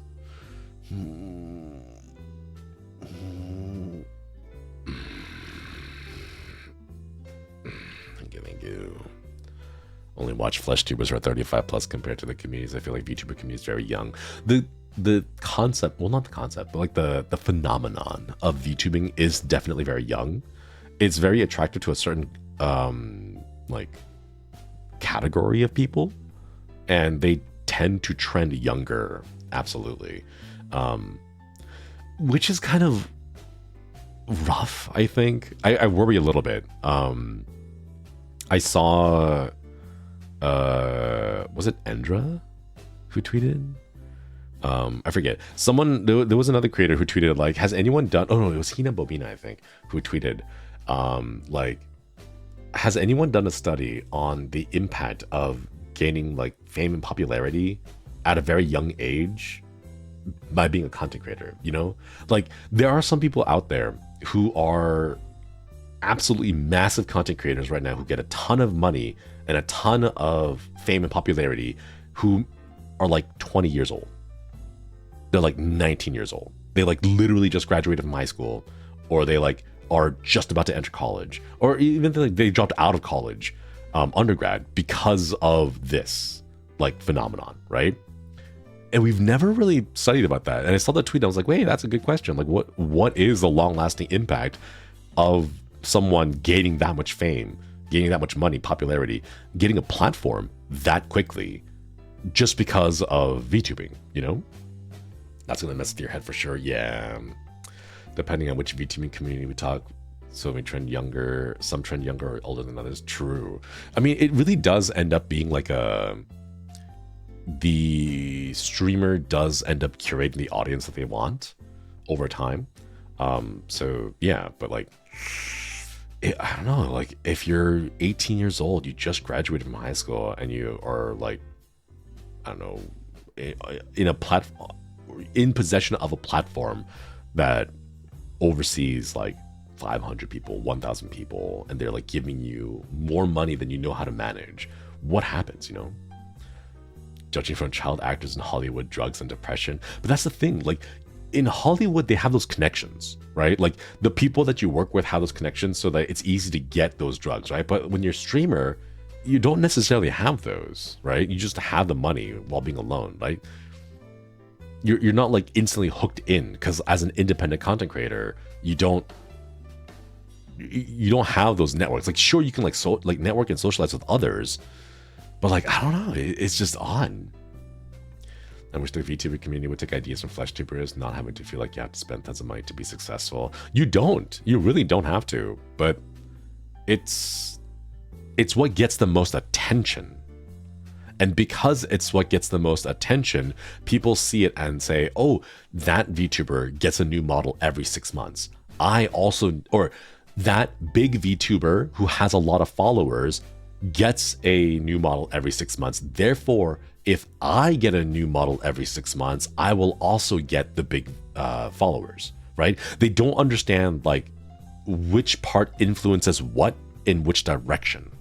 You know, they don't understand that part because a lot of them are very young, impressionable people, and content creation does not have a strict flow chart. You know, it's not like a standard job where you go to job, you do your work, and then you do the paperwork the way that you do the paperwork. You stack the boxes the way you stack the boxes. You know, there isn't a guide for it. Yeah, there's no linear path. So because of the free flowing, open nature of content creation, they don't know where to start. So they just copy what other big people are doing, but they don't understand that the big people are doing it because of the position that they're already in, and they don't get there by doing that, you know?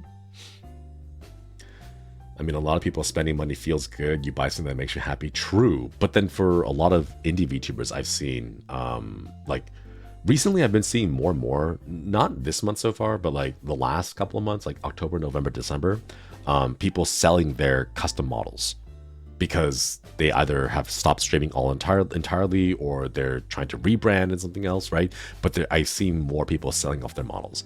And it's like, that's not the focus that it should be, you know? If the goal is to try and like grow big, you know? I think a lot of people end up mistaking the order of the order of the questions that they have to answer is a thing, you know? Seeing people treat rigs and outfits as expendable makes me worry about the model art space. More money, but makes me feel so bad. Yeah. I've seen fantastic models drawn by amazing artists, and I don't know, like the person streaming, they find out too late after spending the money that streaming is not for them, you know? And then the model just kind of goes to waste, you know? Nobody in VTubing suddenly became successful by just spending a lot of money. There's always someone who, at least some base behind it. Yeah. Like I think the biggest creator that I saw, the biggest indie creator, I don't want to name the name because like I don't want to like come across as if I'm shaming them, but I saw someone who burst out onto the indie scene with a debut that they claimed cost them like $7,000 total. Like 3,000 of it was for the model, and then like the rest of it was like custom BGM, custom animations, custom this, that, whatever, right? And now I look at them and they're streaming to about 15, 23 people. Yeah. But like, spending money doesn't guarantee success. Maybe back in 2020, when the whole thing was going off, the novelty factor of it was great. You know, just having the model was enough, right? And then it was having a model and then making it fancy with expensive assets was enough. In 2024, you know, 2025 now, especially now in this year, the novelty is gone. You can't do that. You can't pay your way to success like that anymore, you know? I think some people think a rebrand would make them more views, but they don't get the attention either way because the content isn't great. Yeah. I think especially when they're young, even once you're legally independent, you haven't learned to be independent, so you're looking for others to how to achieve what you're trying to, so just copy. Yeah, it's copying what other people do without understanding why they do it is the big issue. Absolute dumbest thing I did was commission a fancy model before streaming once. Terrible gamble. Man. It seems to have worked out for you though. I'm like, it was a knee-jerk reaction for myself to get a model, to like reach out and be like, hey, Joru-san, can I get a model? You know, like it was a big expense for me, but like I knew I wanted to be a streamer because I had been a flesh tuber in the past and I had a lot of fun with that. So I'm like, I know how to be a streamer. I can be a streamer, right?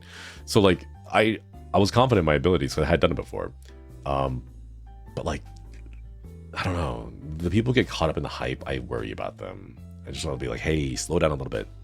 Let's see if you like streaming first, because 90% of what you do on a stream is gonna be streaming. You know, the model is great. But outside of using it for like your Zoom classes and maybe like Discord calls with your friends, like the content is gonna be the thing you do, the streaming part, you know? If you're just getting started, Kit Bash will do more than fine. Exactly. And with like Fugi reactive images like this is fantastic. It's more than enough, you know? Imagine if I hadn't liked streaming at all. Hindsight gives me goosebumps. Oh, that would have been a big investment. Yeah. That's the thing. I took your advice and made an MS Paint PNG tuber and streamed to one person. Let's go. I hope it was fun. People who've never streamed who'll start forking money for commission art and malls in the works before they've ever hit record or gone live. I know a few of those. Wait, Jack, give me a moment. I'm gonna go grab some more coffee. My cup is empty already. Oh shoot, ads are gonna be running here. Let me delay the ads real quick. Here, postpone. Okay, give me just a minute. Go get some more coffee real quick.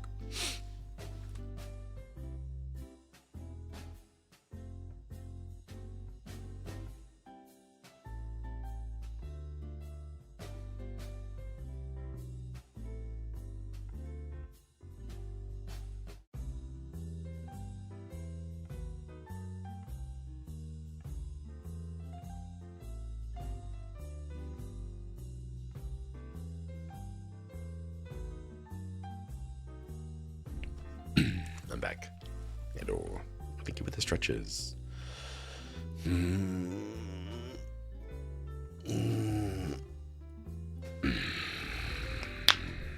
you.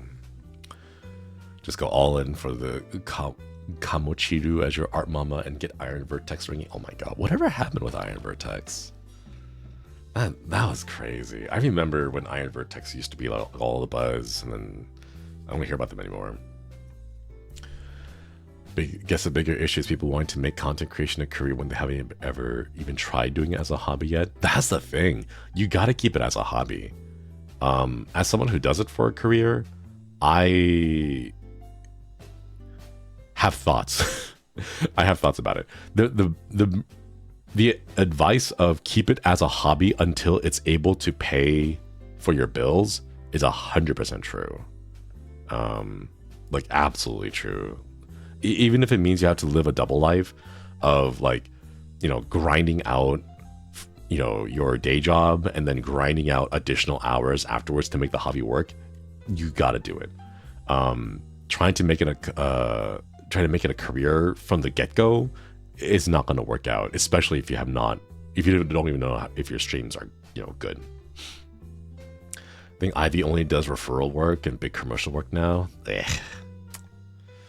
I guess that's what happens when you get big, you know, you get all fancy and invitation only. Like you get to show up with a little black business card that has the little gold letters Ivy stamped into the corner. There's nothing else on the business card, but like you need one of those things, like John Wick style, you know. You get those little coins. And what are you cracking, and why are they still able to crack? Those are my knuckles and my wrist. Oh, there it is again. I view VTubing as a marketable hobby for me. Still trying to work on being marketable though. Good luck. It's rough. It is absolutely rough. A lot of the growth that I got, just like speaking from personal experience, was lucky timing with like social media that was popping off at the time. Like the biggest boost of growth I got was from TikTok, actually. Back during 2002. No, 2003. 2003? No, 2002. Yeah, I think 22. I had a couple of TikToks go viral. And then right after it went viral, I was like, okay, now we need to get serious and start streaming consistently. Bread noises. Yeah. And then as soon as that happened, not 22 and 23, not 20 years ago. Oh my god. But like nowadays it's not so much like TikTok isn't viable to grow anymore. Like yes, you do go viral on it every now and then, but I don't believe there is growth like easy growth on Twitter anymore or on TikTok anymore. So a lot of it has just been like I'm looking into other social media, trying to see like what trends are happening. Not trends in like dance trends way, but trends as in where is the attention for the users going, and trying to like figure out, anticipate where the next one's gonna be. But it's been rough. I haven't been able to find a good one. You know, when is the Lexcoin arc? No, I would never do that.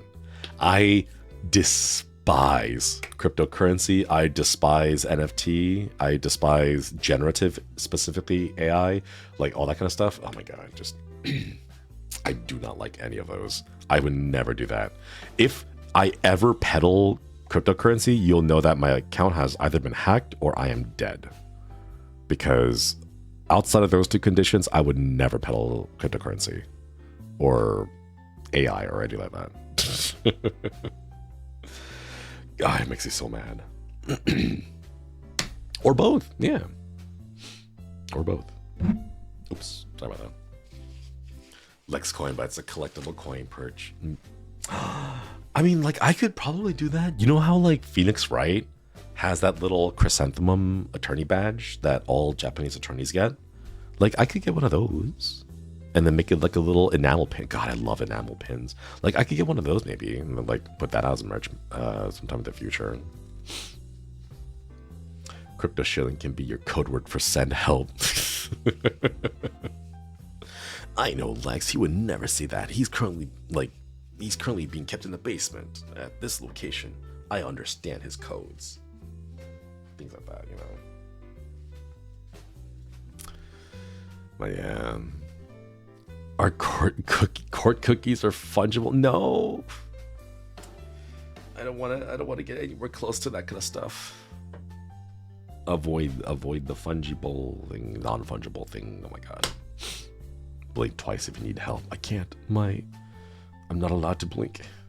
I don't think I have like a hotkey set up for the blinking.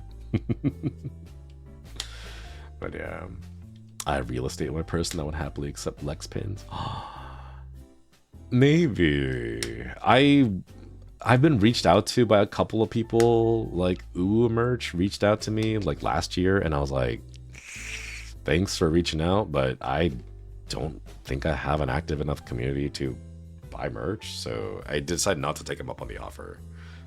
Also, I don't stream enough, so I feel bad like popping in and be like, hey, it's the one time a month I stream, buy my merch, and then disappear again because I get super busy with work, you know. Like, I don't want to do that. So I haven't taken them up on their offer to do merch yet. I don't know, it just feels weird. A pin of you sipping on coffee. Aww. Speaking of which, chat, I have disabled ads for too long. I can no longer postpone ads anymore, and I don't want to end on ads. So I'm gonna send you off on a raid before the ads come back. That way you can like enjoy someone else's stream without getting hit by ads a third time today. You literally stream nearly daily in October and November. Yeah, but it's only 2 months. I wanted to make sure that I can at least stream consistently for like at least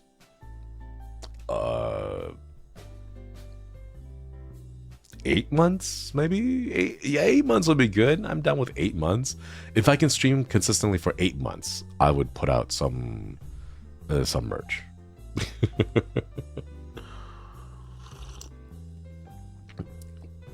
8 months is a long time, true, but like at least that way I'll know that I've been consistent and I won't feel as bad peddling merch, because I don't want you guys to buy merch and be like, wow, it's merch, and every time I see it reminds me of him and how he doesn't stream, you know. Like, I would feel bad if I did that. Ray Shoto, you know what, the awesome, I want to go ahead and ban you from my channel because you failed the vibe check. It's been 3 times now. I'm gonna just go ban you, get rid of you. All right. Okay. Let's see. Who have I not rated in a while? Is someone doing a horror game? I wonder if anyone's doing a horror game.